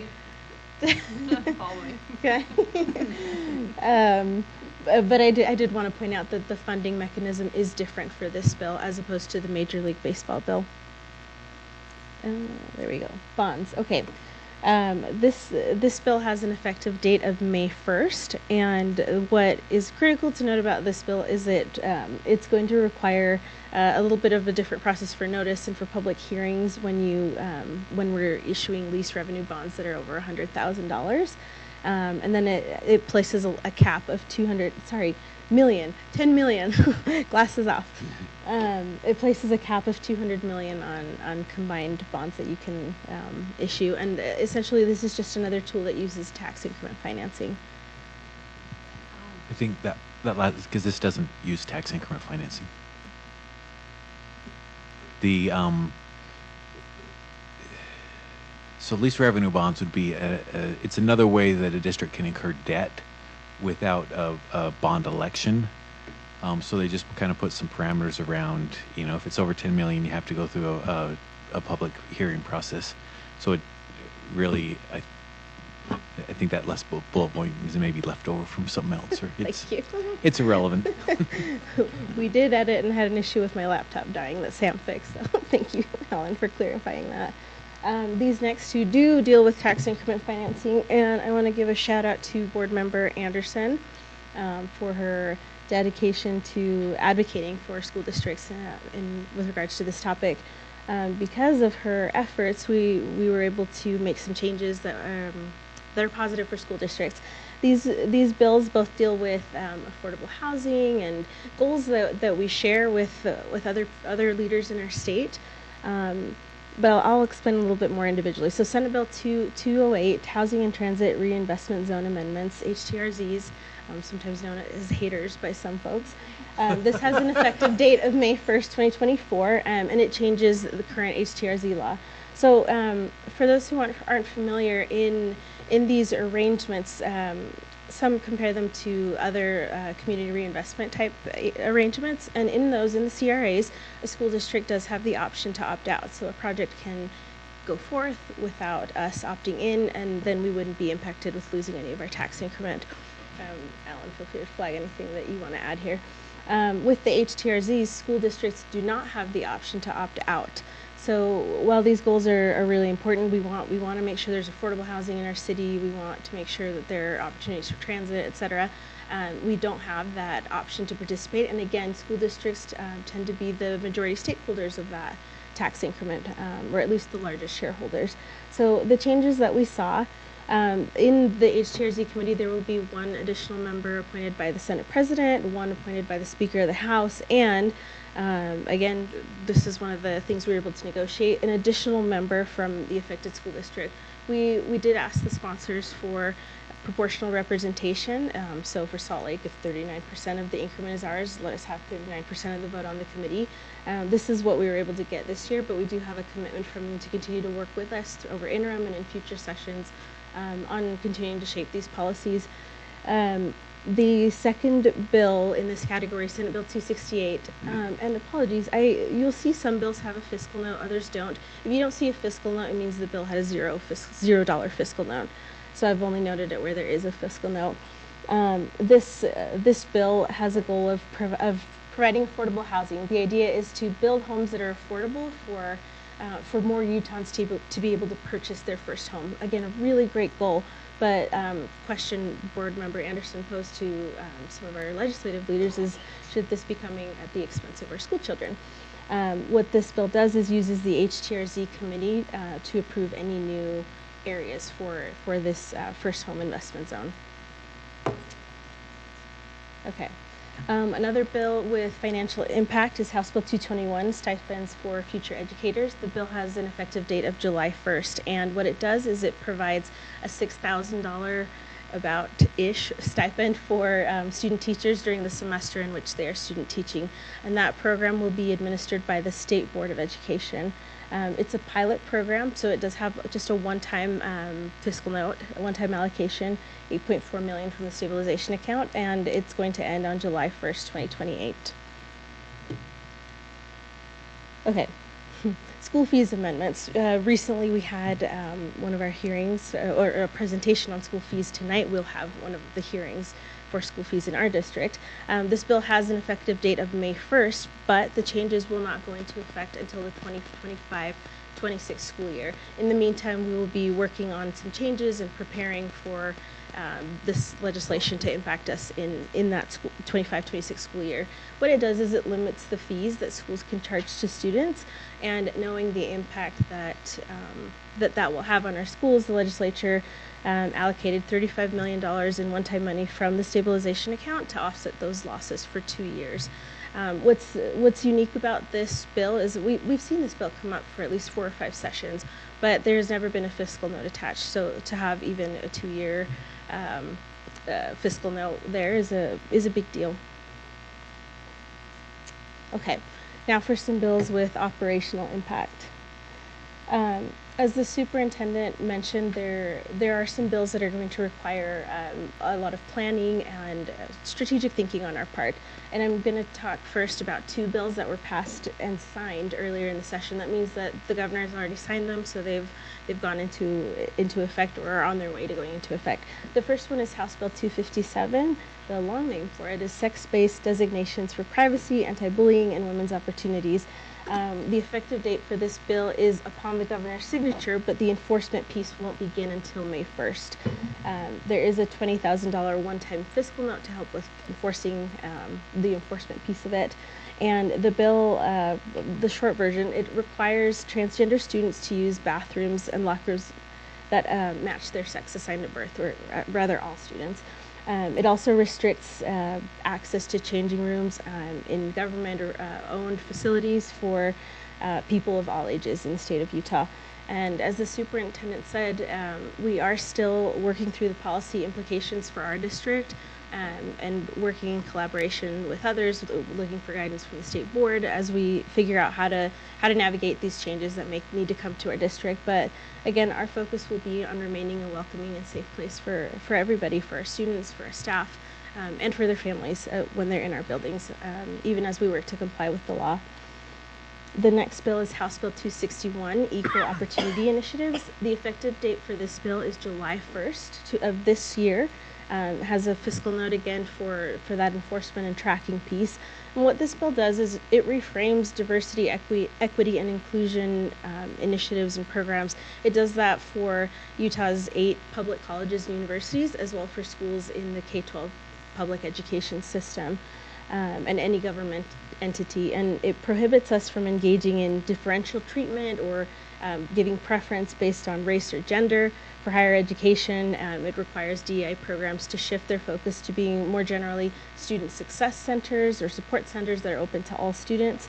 And the bill does include some exceptions for those who have received grants related to diversity or for any federal requirements that might impact funding for the institution. Again, we are working to study the impacts of this bill more fully prior to that implementation date of July 1st. And we'll keep our community posted. We know a lot of folks are paying attention to this one. We've had questions, and we're going to keep our community apprised. Our superintendent shared a statement on our website and in our last newsletter, and I did want to read it. I feel like this is important for our community to know, but sorry to put your words at you here. The statement says, no matter what legislation is enacted, our schools and district facilities will remain safe and welcoming places for all students and staff and their families. We also remain committed to following the law, as we always do. I am proud to lead a school district known for its culture of inclusion of all children. Some of the bills passed this session will require attentive, thoughtful action from our school district. As we work through the complexities of new laws, rest assured that our focus will remain on providing the best education for our students. We will share updates with you as we finalize plans to implement any changes required by new legislation. We embrace our responsibility to welcome and educate all students and uphold our mission to provide an excellent and equitable education to every student, every classroom, every day. I felt it was important for our community to hear those words, especially for those who may not have read that statement previously, but just know that that is our commitment. There we go. Okay, school safety. I've flagged 2 bills for you. The first is House Bill 119, School Employee Firearm Possession Amendments. The effective date for this one is May 1st. This bill evolved throughout the session, so it looks different than the last time I spoke about the bill to you. But what it does is it creates the Educator Protector Program to incentivize teachers to carry weapons. If the teacher is not carrying the weapon on their person, then they are required to secure the weapon in a biometric I'm missing the term, biometric gun safe in their classroom. And it does give LEAs protection from liability for teachers who choose to participate in this program. House Bill 84, School Safety Amendments. The effective date for this varies by section, and at the end you'll see that the state security chief will actually be the one charged with setting the timeline for when schools have to be in compliance. But what this bill does is it requires us to have a school resource officer, an armed security guard, or a school guardian on our campuses. The school guardian is a school employee who is armed and who is trained to respond to active threats. So every school has to have that. Currently in our district, we don't have an SRO in every school. SROs cover multiple schools, so that would be a change that would be required here in our schools. There are also other requirements for hardware type things, so like having a panic button in every classroom, and the legislature allocated $100 million to be able to fund some of those like equipment costs. 2 bills related to kindergarten. House Bill 331, School and Classroom Amendments. This has an effective date of May 1st, and it requires all kindergartners to be toilet trained prior to enrolling in kindergarten. And there are also functions in the bill for plans if a student is found to not be toilet trained in terms of providing support to the family, a social worker, and such. The bill also does have exemptions for students who can't be toilet trained due to a condition outlined in an IEP or in a 504 plan, which is really important. House Bill 517, half-day kindergarten amendments. As you know, in recent years, we've moved to funding full-day kindergarten in all schools, all school districts in Utah. This bill has an effective date of July 1st, and what it does is it requires students who attend that half-day kinder program to still receive instruction in all the kindergarten core competencies, which is great. And then it also requires an LEA governing board to inform parents that there is the option to participate in half-day kindergarten. And once you reach a certain threshold, it requires a dedicated half-day kindergarten classroom. Man, I am just not good with this clicker. Okay. A bill that I wanted to flag under the Human Resources umbrella is House Bill 192, Local Education Agency Employee Paid Leave. This bill also changed a lot throughout the session. The effective date is July 1st of this year, but it goes into effect next year. Sorry, that's not the right phrasing. The implementation will be for July 1st, 2025. Starting then, every LEA has to develop a postpartum/prenatal parental recovery leave policy, and it cannot be more restrictive than that, which is offered to our state employees. And they receive 3 weeks of leave, and that's you have to at minimum offer that. It also provides a mechanism for LEAs to provide leave sharing for employees within the same school for all types of leave, not just for the parental leave. And requires us to provide each eligible employee with information about their right to use that, and it says that LEAs can't retaliate against employees who choose to use that leave. And just for a note of information, in our district we currently provide 4 weeks of paid leave to employees who would need to use parental and postpartum recovery leave.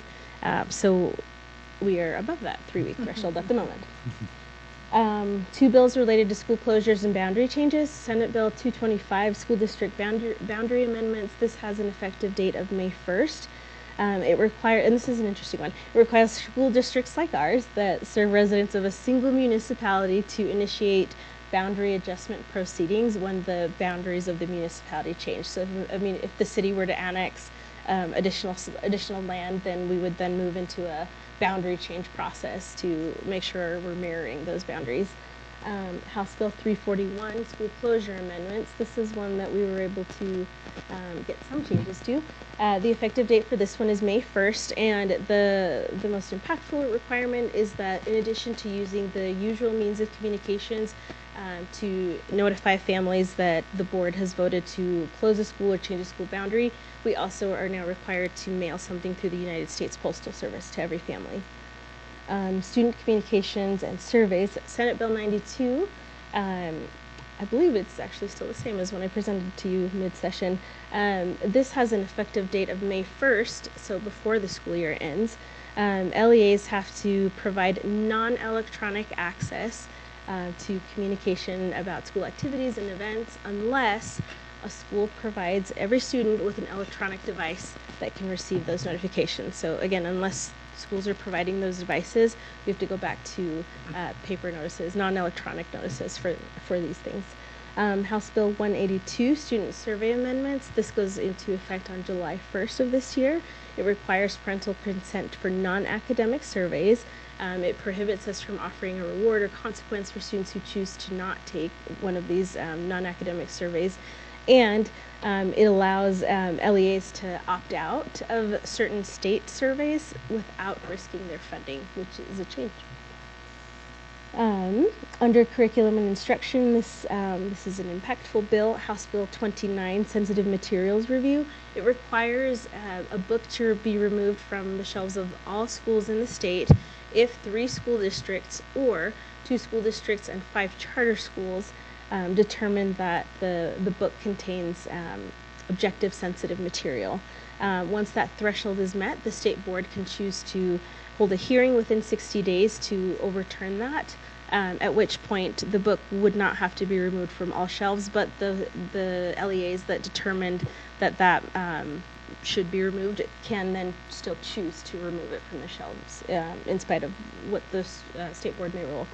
The effective date is July 1st for this bill, but an interesting note here is it applies retroactively using these thresholds I've outlined to titles that have previously been determined to be sensitive before that date. So again, this is another bill that will likely look for some collaboration and guidance from others in the state to make sure we're in compliance.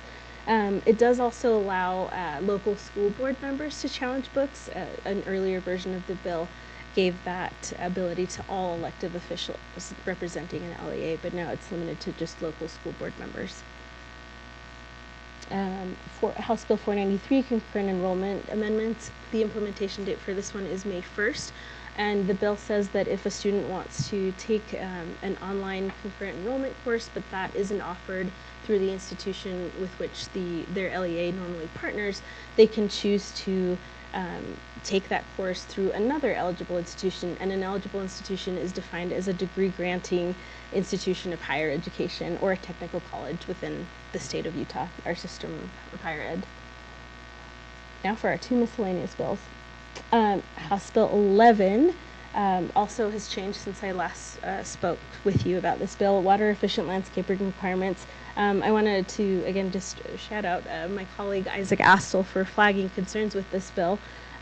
Previously, the bill would have prevented us from using sprinklers on turf, which would have impacted our athletics. That could present hazardous conditions for our student athletes. Working with the bill sponsors, we were able to get that removed. So the final bill doesn't impact us. So just an FYI on how great Isaac is. House Bill 82, public education program modifications. It makes a lot of changes in code, but the part I want to flag is that last bullet. There's a provision for the Speaker of the House and the Senate President to have the email addresses of every public education employee in the state to be able to communicate with them 3 times a year. And educators are unable to opt out. Where we will need to be careful in messaging to our employees is, as individuals, of course, employees are able to participate in political activity as long as they're not representing the school or the district. And we'll need to be cautious that our employees do not respond to emails from our legislative leadership with their own personal opinions on their school district accounts, which are funded by taxpayer dollars. So that concludes my presentation. What questions do you have for me? Or for Alan? I'll just try to be fast because I know we have a time certain in 5 minutes. I think similar to when we had the fees discussion last meeting, I think it would be unproductive to get into the weeds on the policy questions where we won't have the answers yet, especially when we're awaiting the governor's signature. So I don't have a question. I mean, I followed a lot of this through the session, through JLC, many of us have, but I wanted to just say that one of the senators who really helped make some of the amendments you mentioned in some of the bills was I can't believe I'm saying this. I want to thank Senator Weiler for making so many productive amendments for our district. He really did, on many bills, try to make a lot of changes that were very productive. He talked about our school closure process specifically, and it was very helpful, so I just would be remiss not to say that. Yeah, and the sensitive review materials bill too. He made the changes that are, he made the changes. So obviously there are many looming concerns, and on the financial bills, Alan and I think tag teamed every single tax increment financing committee hearing that there was. So I feel we've all been participatory to the extent that we can to this time. So I don't have more questions beyond thanking the people who really helped us out in some sense and thinking about what would be the timeline. This is probably for Dr. Grant, that you would find that would be addressing some of these policy questions. So not when we will implement them per se, but when the community could expect those discussions would happen. We've talked about that internally, and by near the end of April, we'll have a better sense of that. Through March, right now, the districts are getting together, their legal teams, and talking to each other, and then the state board will share information to us as superintendents and business administrators at a meeting in April. So we'll have more information by then, and then can come to the board with any needed policy changes toward the end of April, as some of these go into effect in May 1. And I guess a follow-up to Alan that's similar, what would the timeline be in which we'd expect changes to the budget? So Yandre mentioned some of the at-risk that got pulled out of that block allocation, but BTS did stay a uniform amount, our Beverly Taylor Sorensen Arts Learning Program. So based on funding that changed, when would the community expect we hear about big budget changes for us? Right, so when we are building the budget for, so we presented debt, when we're building the budget for next year, those that we can identify, some of them are going to be allocations that we're not going to know till the state gives us the allocations. but the ones we can calculate will be reflected in the budget we'll be presenting in the next couple months.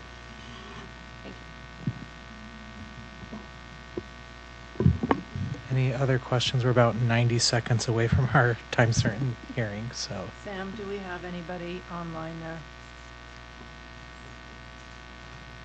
Thank you.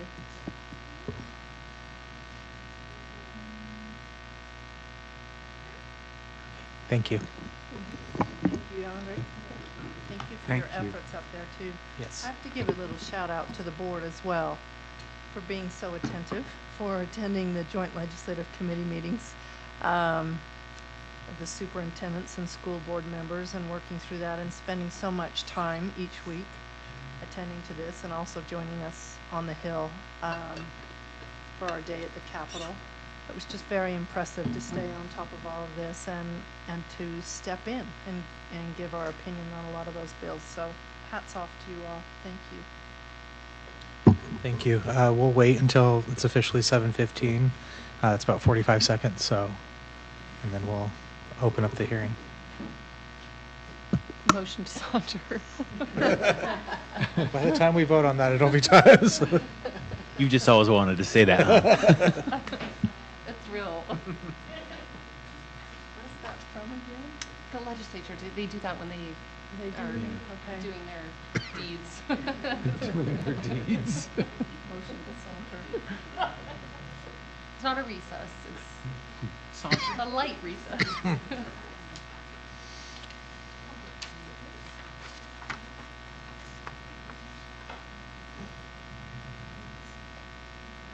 All right, it is 7:15. We are going to officially open up our public hearing on the draft 2024-2025 student fee schedule. If there's anyone here wanting to speak on that topic, we'd invite you to move forward. You will each be given 2 minutes to speak to that if you wish to do so. Yes, and then there are three different fee schedules. So there's pre-K, elementary, and middle school fee schedule, the high school fee schedule, and then the UHSAA high school fee schedule.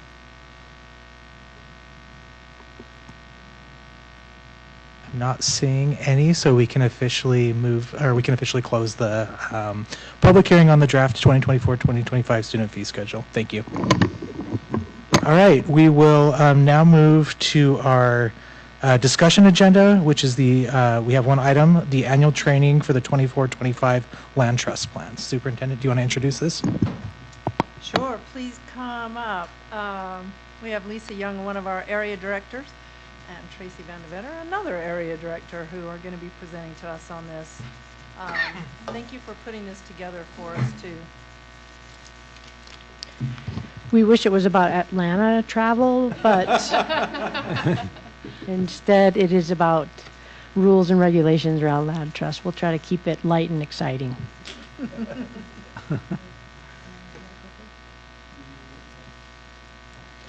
Alan still in it? There we go. Please.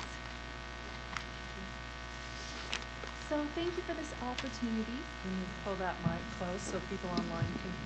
Perfect. Thank you for this opportunity to talk with you about the school trust land program and also the school plan review process.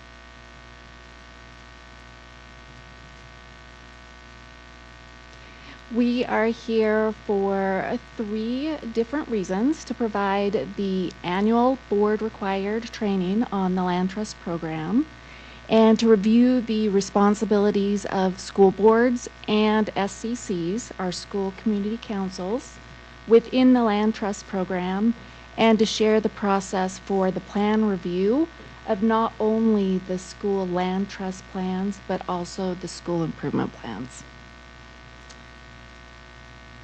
With that said, we have a little video to share with you on the land trust program.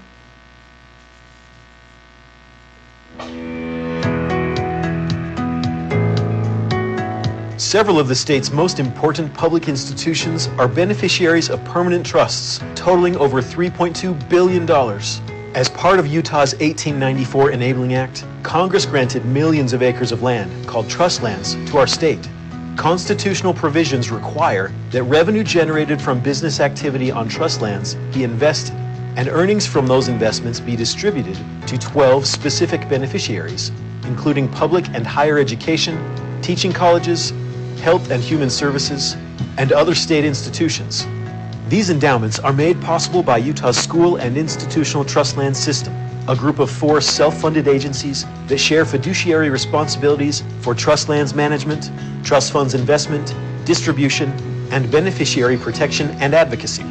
The trust system as we know it today began with the creation of the Trust Lands Administration in 1994. The Trust Lands Administration manages 7.8 million surface and mineral acres of trust lands throughout Utah.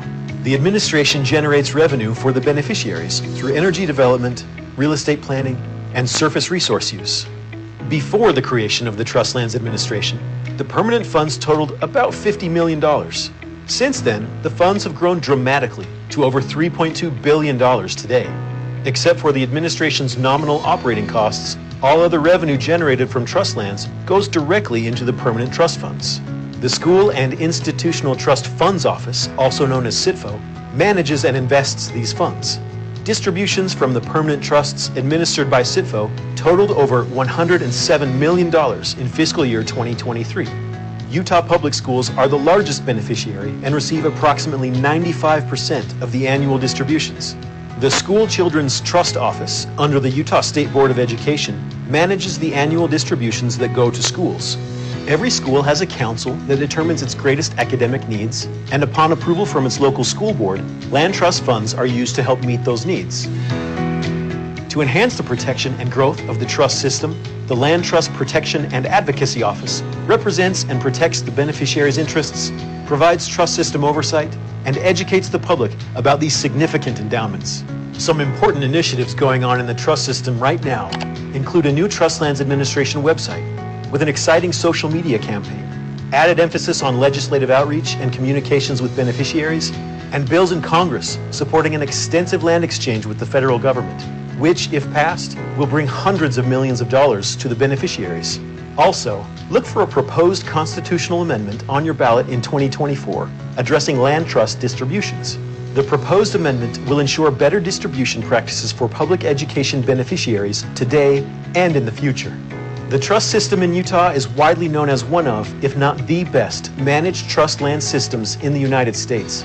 All partners working within the system are dedicated to ensuring the trusts continue to grow and benefit Utah's education programs and other trust institutions now and for years to come, so we can continue supporting the important work you do.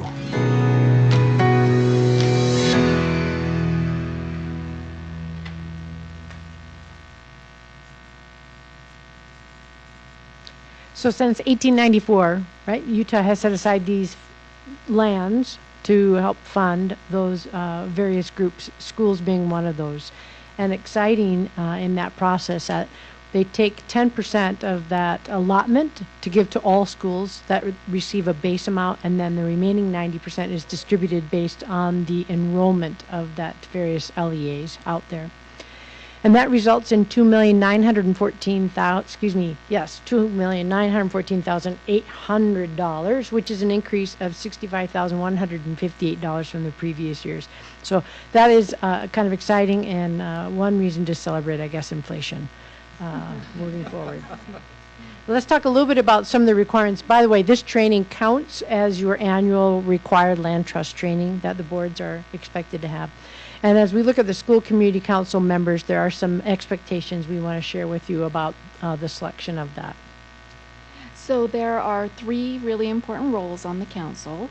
You have the principal who serves but is not elected. And then you have parents and guardians. They are elected by other parents and guardians. They must have children enrolled at the school for at least one of their 2-year terms. And they may not hold an educator's license and work at the same school. And then we have our school staff members. And the school staff member is elected by other employees at the school.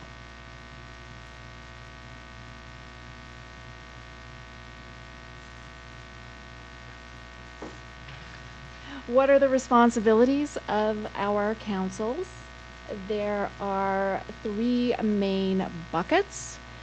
They actively participate in the monthly meetings, and by actively participate, they inform the agenda, they come prepared to discuss, they come prepared to vote on important items. They also adopt the rules of order and procedure and the bylaws by which the council will work. The second bucket is the advise and make recommendations on all things about the school, including some of the things you heard about earlier today, like the safe routes, student safety, and other issues of importance. And then they play a really invaluable role in the trust lands plan. They get to develop the plan, they get to vote on the plan, and they sign annual assurances that they did those things.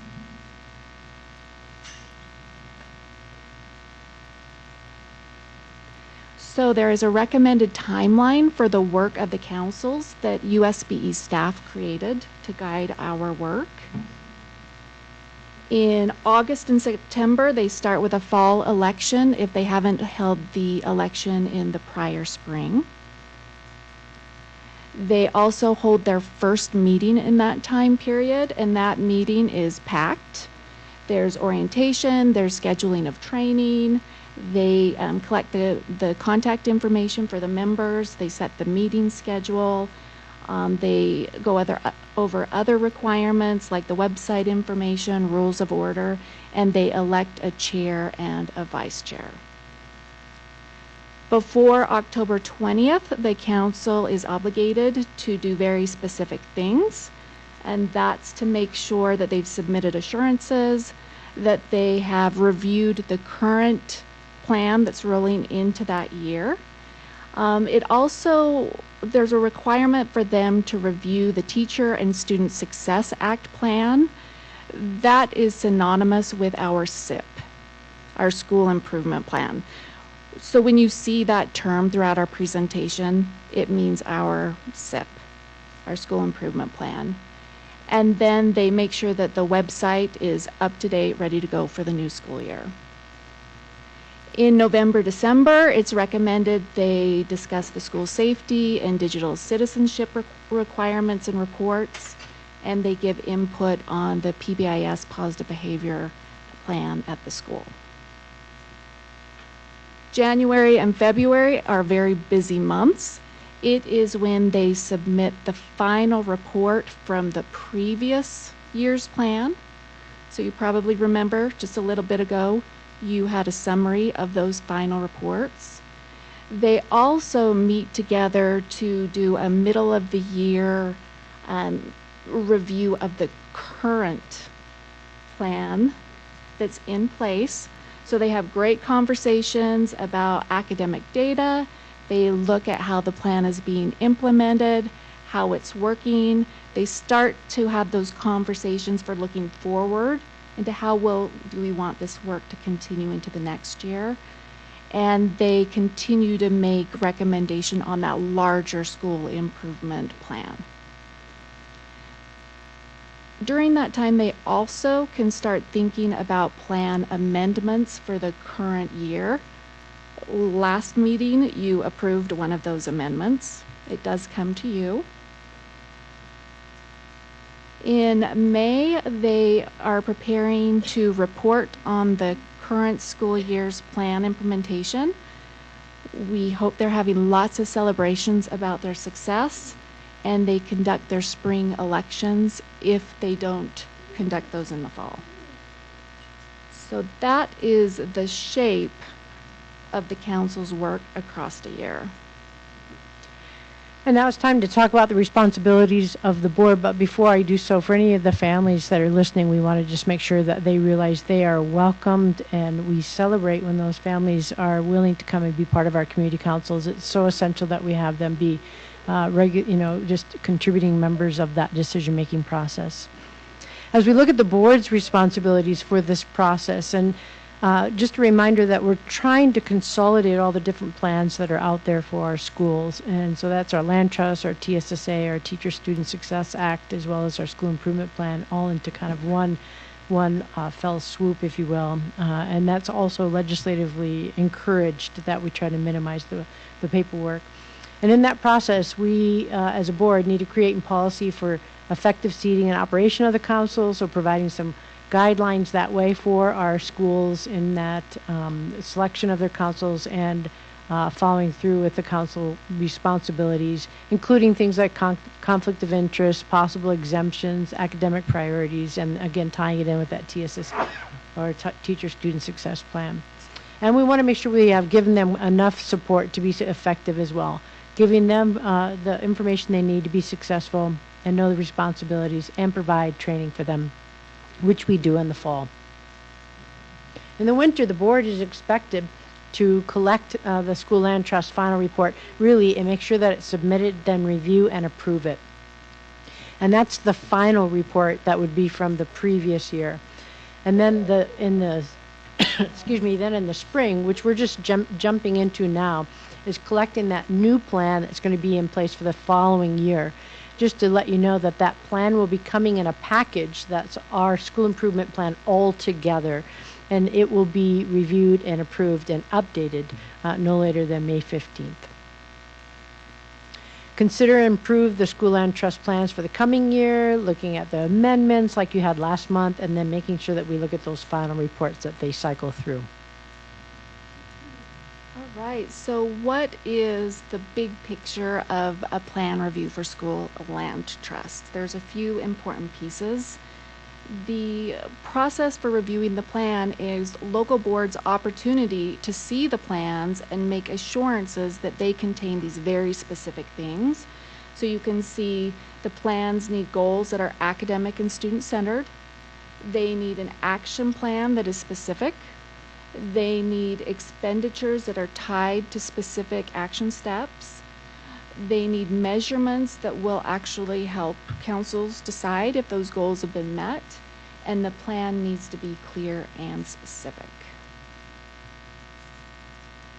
It's also an opportunity for the board to review that council signature page to ensure that our councils are developing these plans and they're actively involved in implementation and all of the discussions around it. So when the plans come to the board, you do that review, and then you get to decide, are they approved or not approved? If they're approved, then we let the trust know that they're approved and ready to go. If they're not approved, the board gives very specific rationale as to why they were not approved and requests for revisions to be made.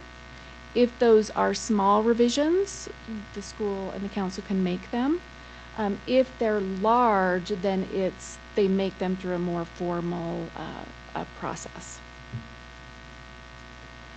Important timeline, deadline is May 15th. That is the state timeline when all of the plans need to be officially reviewed and approved and submitted on the Land Trust website. That needs to happen for us to be on track for our funding.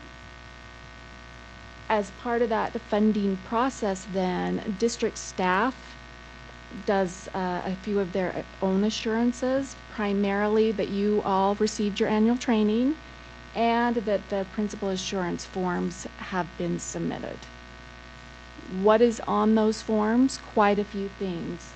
The principal assures that the council was seated appropriately, that the council received their annual training, that you all had the opportunity to review those final plans, and that you had the opportunity to confirm that those council signatures were signed.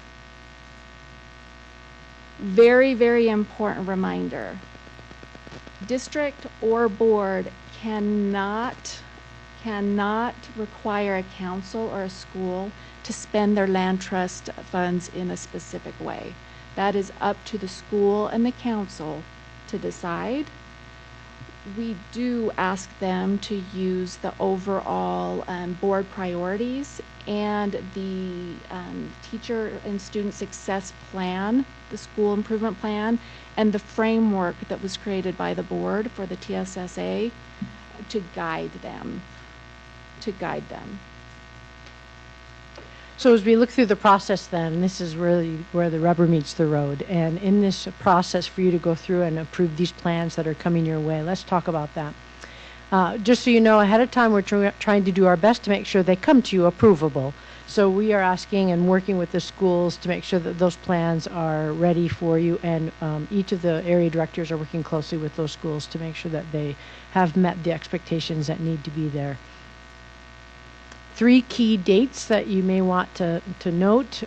We are working with our schools and having them ready and then uploaded and available to you by April 16th so that you can begin reviewing them at that time. Then the board will have that block of time until April 23rd to review and provide any feedback and kind of look for those things that Lisa listed that we're going to check on and make sure that they're there. And then you would vote to approve or not on the May 7th board meeting at that point. Here's what it might look like then. You're going to receive that folder, and that folder will be inclusive of all the school plans. And it'll be named 24, 25 school plans for board review. That'll be on April 16th. In that folder is going to be a list of all the schools and the assignments for every board member and which schools the board members will be asked to review. And inside there will be also the school folders, and you'll find within each of the school folders then the following items. You'll find their school land trust plan, which is embedded into their overall SIP. You're going to see the trust council signature form. That's going to be like a scanned copy of their physical form that they had signed. You're going to see that overall school improvement plan.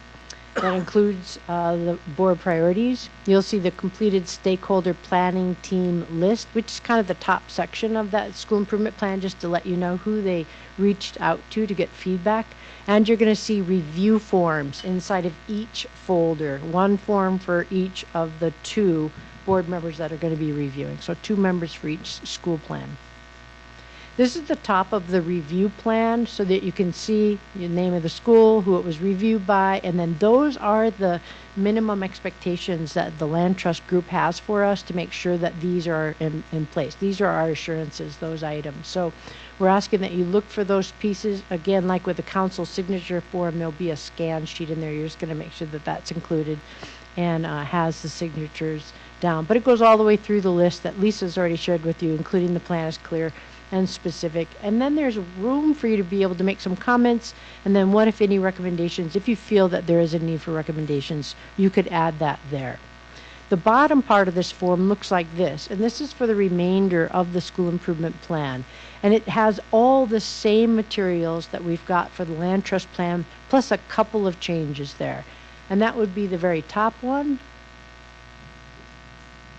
Right there, is there arrows? The very top one, which is not just the Land Trust Group. I can't remember exactly what the wording is on the top of the other sheet, but this includes the stakeholder planning team, a little more broad-based, and the very bottom one as well, which says the school land trust plans embedded within the school improvement plan. So those are the 2 additional items for the bottom section. Same process, you've got some room to make some feedback and comments, and then if any recommendations or any changes, you could include that as well on the bottom of that improvement plan review sheet.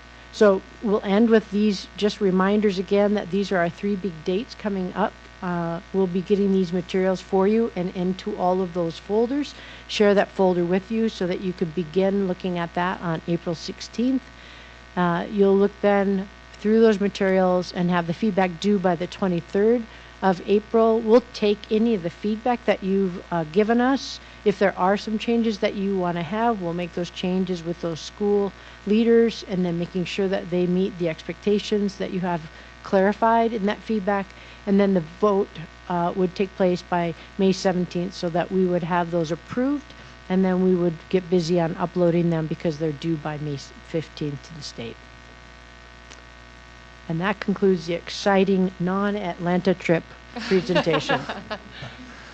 Well, thank you for the presentation. For me, it's been very helpful to have that additional education and the reminders as well.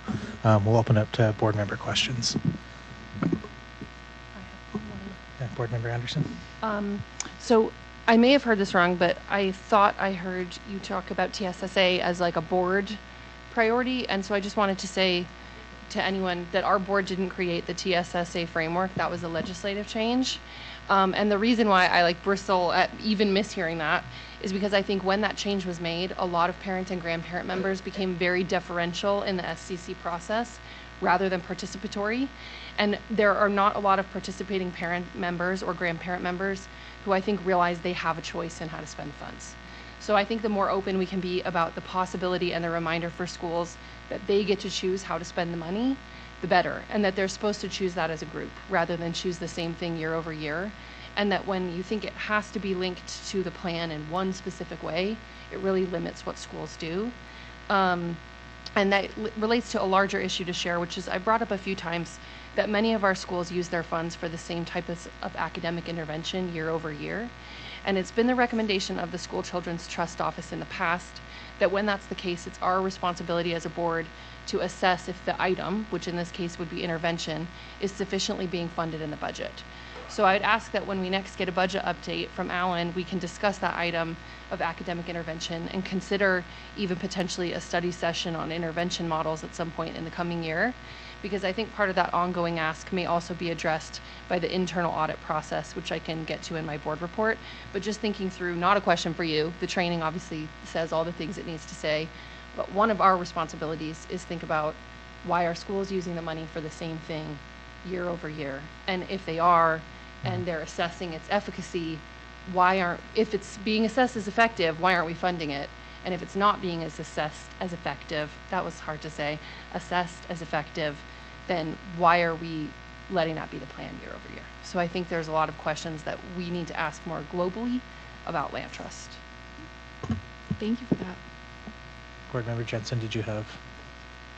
Yes, well, I appreciate your insights, Ashley. I think it's really important for, as you're saying, those parents and stakeholders to understand that they are the ones that participate in making those decisions on those trust land funds. As I look at this presentation and as I reviewed it, in the exhibit, there are probably 3 or 4 references that it's the board's responsibility to see that the SCCs are being trained and that they really understand this process and their input, like Ashley was talking about, like I'm talking about, but also the specifics that need to occur. I'm grateful that there are parents out there that are willing to invest the time. I mean, this is, a significant undertaking if they're operating under the parameters that have been established by the Land Trust Board. I think Board Member Sweat and I raised this 6 months ago, that we're concerned that the SCCs aren't maybe getting the in-depth training that they really need. Bryce just said how it was really helpful for him to have this. I hope that they're getting the same sort of training that we're getting. And I'd like to know how we know that they are getting that training. So that's my first question. I guess that was a long lead up. Well, my understanding is that there's some video training that is available, similar to those small video that we shared with you, that every council can use, so there's some consistency across all the councils. Now, that isn't necessarily going in depth that we know that it needs to. The state also provides some training that council members can attend, especially the chairs of the community councils. I don't know what the participation rate has been for that face-to-face training that's been provided. We could certainly find out. But I believe that it's part of the assurance process is that they are, recording that training took place. It's in the agenda. It's in the, the minutes of that meeting that this took place. And I'm not sure, but I believe that's the extent of the services that we've been providing them at an individual building level. Except for the part that Dr. Taylor's going to share.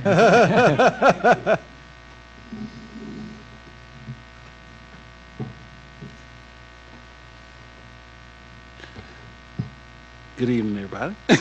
Good evening. There's also an annual training that's done through the superintendency for our chairs for those various committees. And thereby the chair then acts as a trainer model and takes that training back to their respective committee and operates thusly. Okay, I talk too fast, sometimes I do that.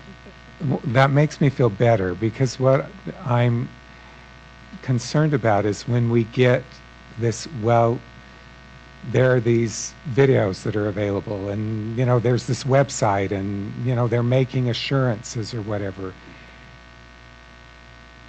For us, you are sitting there making sure that we're getting some information, and I think it would be valuable to figure out a way to ensure that those community councils are really getting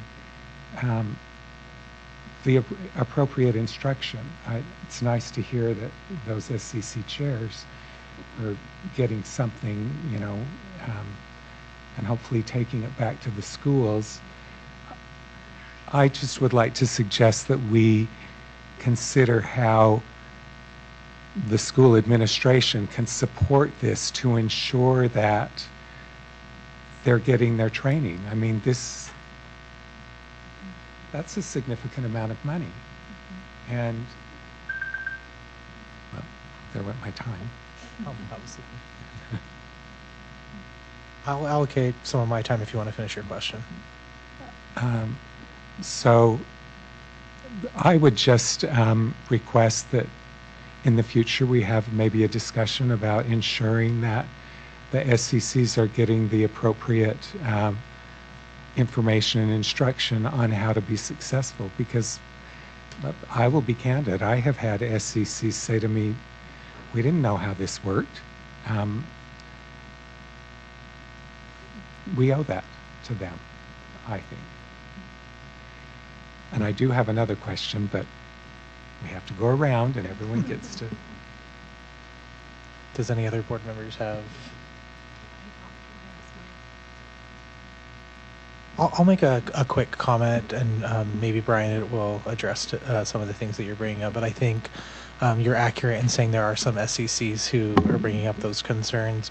I was at an SCC meeting last week, and they were starting to preemptively kind of talk about land trust, and they were under the impression that they had to pick the same thing every year. And so I think some more education, some more training is something that's needed by a lot of our school community councils. So I'll echo Board Member Jensen's sentiments there, but I just wanted to state that it's not just Board Member Jensen who's hearing that. I'm hearing that as well. Yeah. My turn? Yeah. My second question. Yep. Okay. So when you look at that, you were talking about what school community council is comprised of. And okay, there's the principal, but then there's these parent members that are elected, and you went through the parameters of how they have to have a child and, okay, all of that. How do you deal with situations where there are parents that are also employees of the school, but they're not necessarily, because the prohibition that you talked about was they couldn't be a teacher or an educator. I don't remember what the word was, but there are other instances where I think you could have I want to know how you address this when you have a parent, but they're also an employee, because I think that creates some confusion. They can count on the side of the elected employee. They don't count on the side of an elected parent. The category Okay. that fall in should be the employee component, not the parental component. And that might be able to be corrected through training if we have that taking place currently. Additionally, I would say the SCC meetings are public meetings. We encourage everyone to come and participate. Right. They get to share. They get to make their feelings and arguments known to the SCC council. At the end of the day, it is just those elected people that get to vote. In my experience, however, the councils are very open to the feedback that other members who are not elected share through those meetings. Okay. Did that answer your question? Well, it does in part. I guess I'm just concerned, and thank you for adding that part, Dr. Taylor, that the parents that are there that aren't voting members but can be viewing this body as a parent that's voting, but they're also an employee, they may have other interests than some of those parents may have. So I just wondered if there were rules or procedures in place that helped the parents, well, helped everyone that was participating in this process to feel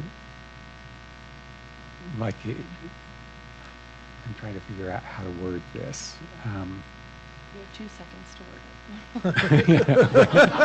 I ran out. I think you get the idea. I could add one thing. I think that the takeaway is simply that pre-pandemic we had a lot of SCC norms, and so I think what's rising to the fore is that a lot of those norms went away, and now we have a totally new group of parents who've been onboarded into the process without a lot of the institutional knowledge being passed on from parent to also grandparents who can be members and other, including, you know, people who work in our schools. Like, what were the norms when you ran an SCC?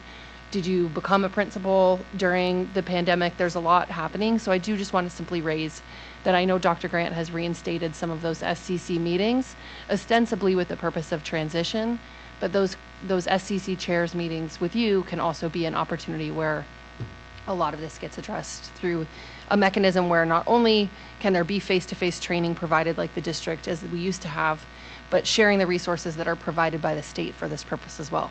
Like, we don't need to reinvent training modules that exist, but perhaps they're not being shared equally among all of our school community councils. So that forum does exist. So if you're an SCC member or chair or, you know, employee who's leading at your school and you find you haven't had the resources, maybe the reinstatement of those chairs meetings will be a useful tool that resolves some of these concerns. Mohammed or Christy, do you have anything? All right, thank you so much. Thank you for the presentation. All right, it doesn't look like we have anything for the action agenda, so we will move into the superintendent's report. Dr. Grant. I want to first thank Dr. Tiffany Hall, who kindly pulls together a number of things for me to be able to report and as superintendent in our each week. These are important ones. Our annual secondary school visual arts show will be held March 12th, 13th, and 14th at the SLIT campus. This one, this is our SLIT campus with innovations. Dr. Hall, is that right? Thanks. So we're going to have 250 pieces of art from our middle schools and high schools. And then on the 14th in the evening from 6:30 to 7:30 will be a winner's reception. So encourage you to take a look at that, to drop by that way.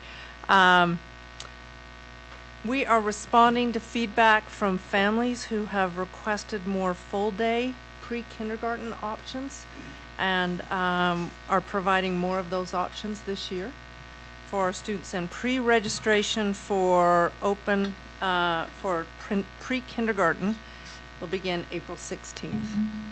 So for families to know that mid-April is the time to start enrolling in pre-K. We also have some winners of the National STEM Challenge This is pretty cool.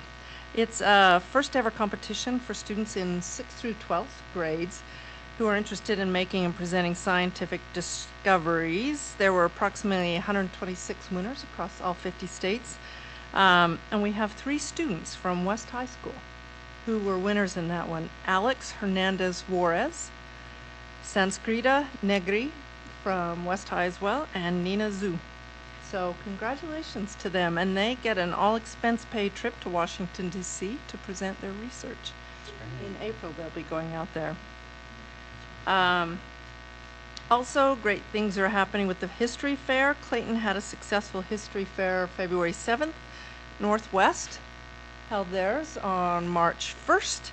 And both schools will be sending their winning projects to the Salt Lake Regional Competition March 7th. Bryant is holding their History Fair on the 21st of March. Also, our WIDA assessments for English language learners, our multi-language learners are just getting started. Well, actually, sorry, we've completed 100%, right? Dr. Hall, sorry, I got that wrong. 100% by Friday. All right, will be completed. 4,050 students indicated that English is not their first language. And they were part of 16,000 assessments that have been given for students in grades 1 through 12. Also, we've done our WIDA screeners and our WIDA specialists have done 1,000 screenings for students in kindergarten, those with significant disabilities, and recently enrolled students whose heritage language is not English.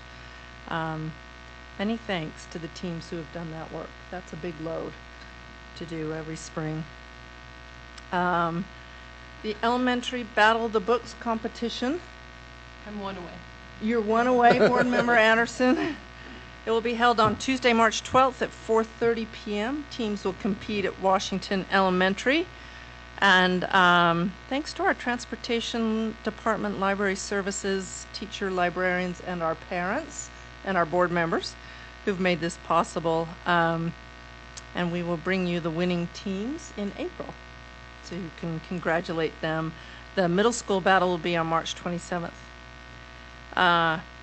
Finally, the Utah Council of Teacher of Mathematics recognized one of our educators as the Outstanding Educator of the Month in February. This is a nice bit of attention to Ms. Sammy Hanson at Nibley Park.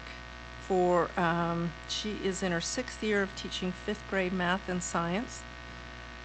The goals for her students is she wants them to understand how to manipulate and work with math to make math work for them. And she's got this wonderful philosophy for her students. Number 1, if you're going to be wrong, be boldly wrong.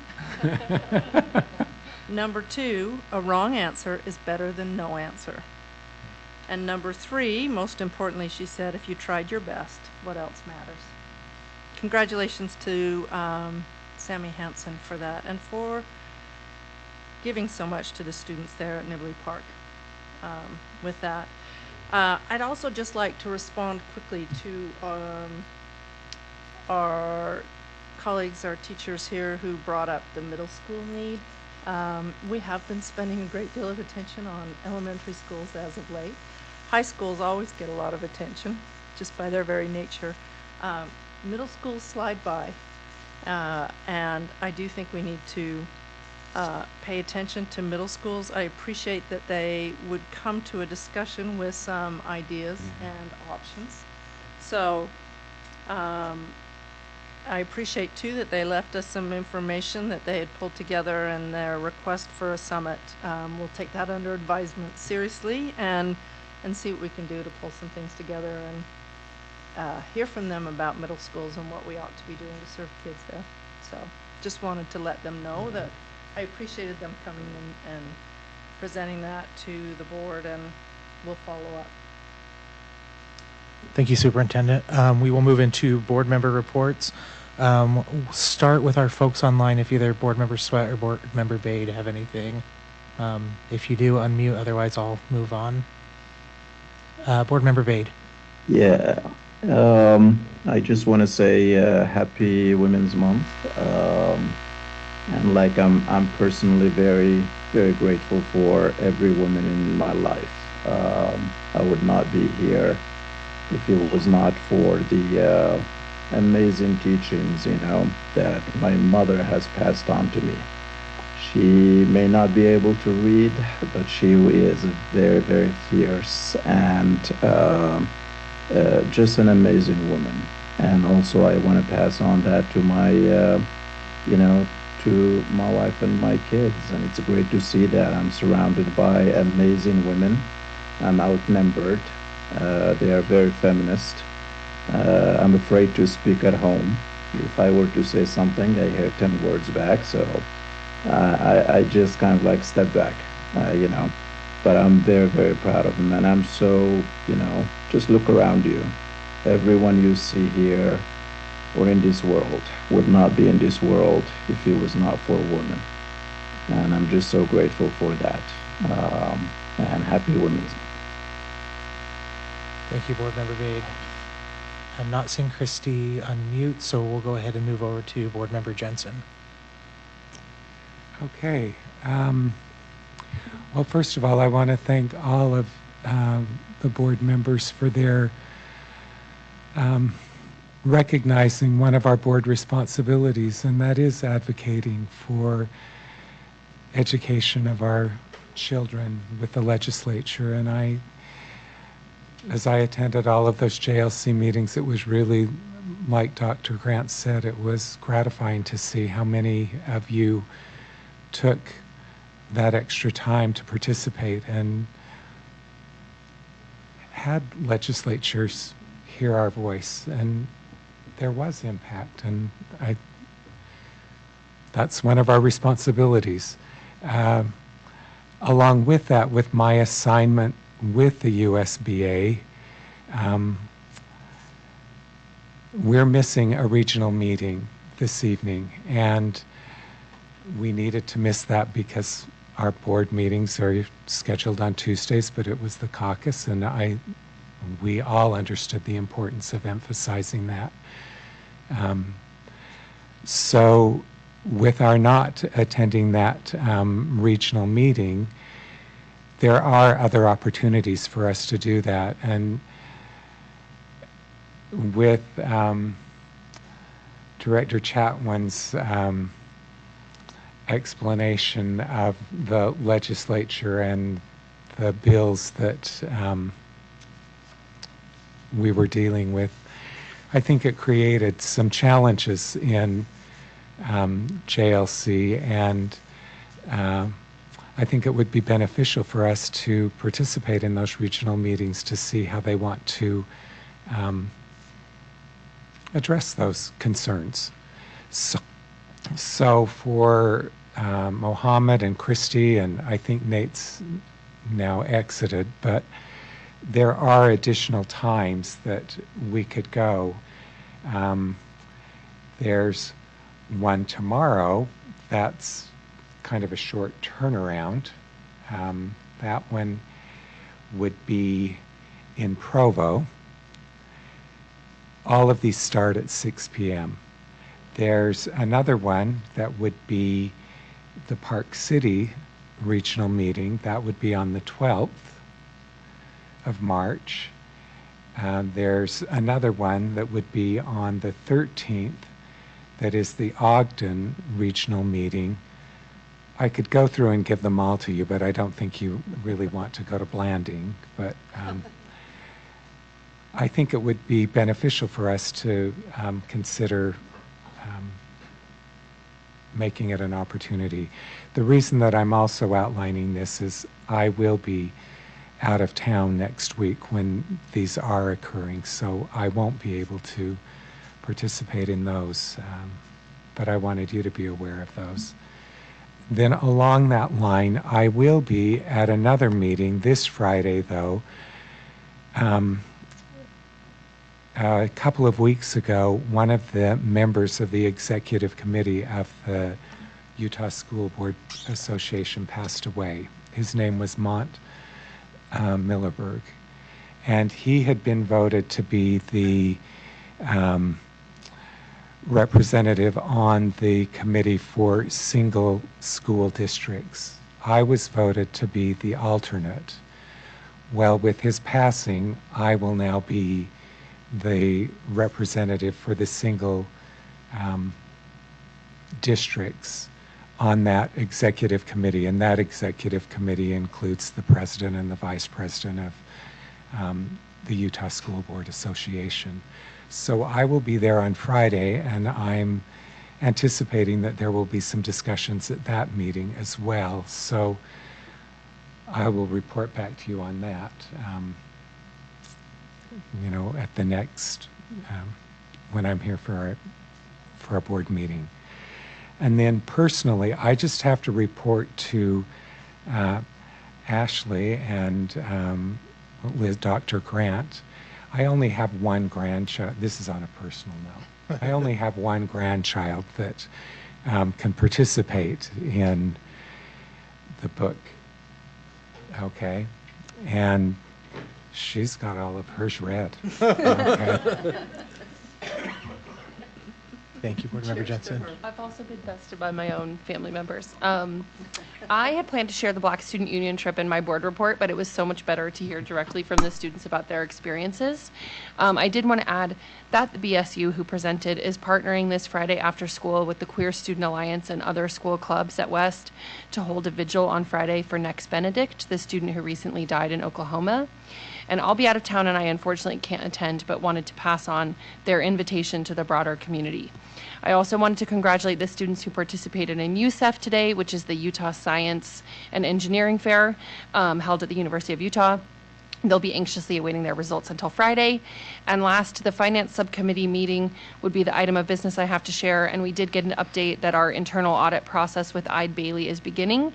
And I will have more updates from that committee as well as the RDA designee role in April. Thank you. Board Member Evans? Okay, the only thing I've got tonight is Happy Women's History Month. Thank you. I just have one item. Board Member Jensen alluded to it as well. I just wanted to send my condolences to the family of Mont Millerberg and the Canyons School District. It was really shocking and unfortunate to hear of Mont's passing, but did want to send those condolences along. So with that, it is 8:05 p.m. and we will adjourn.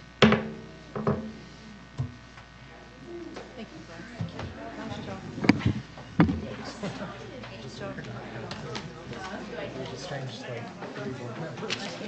that was great.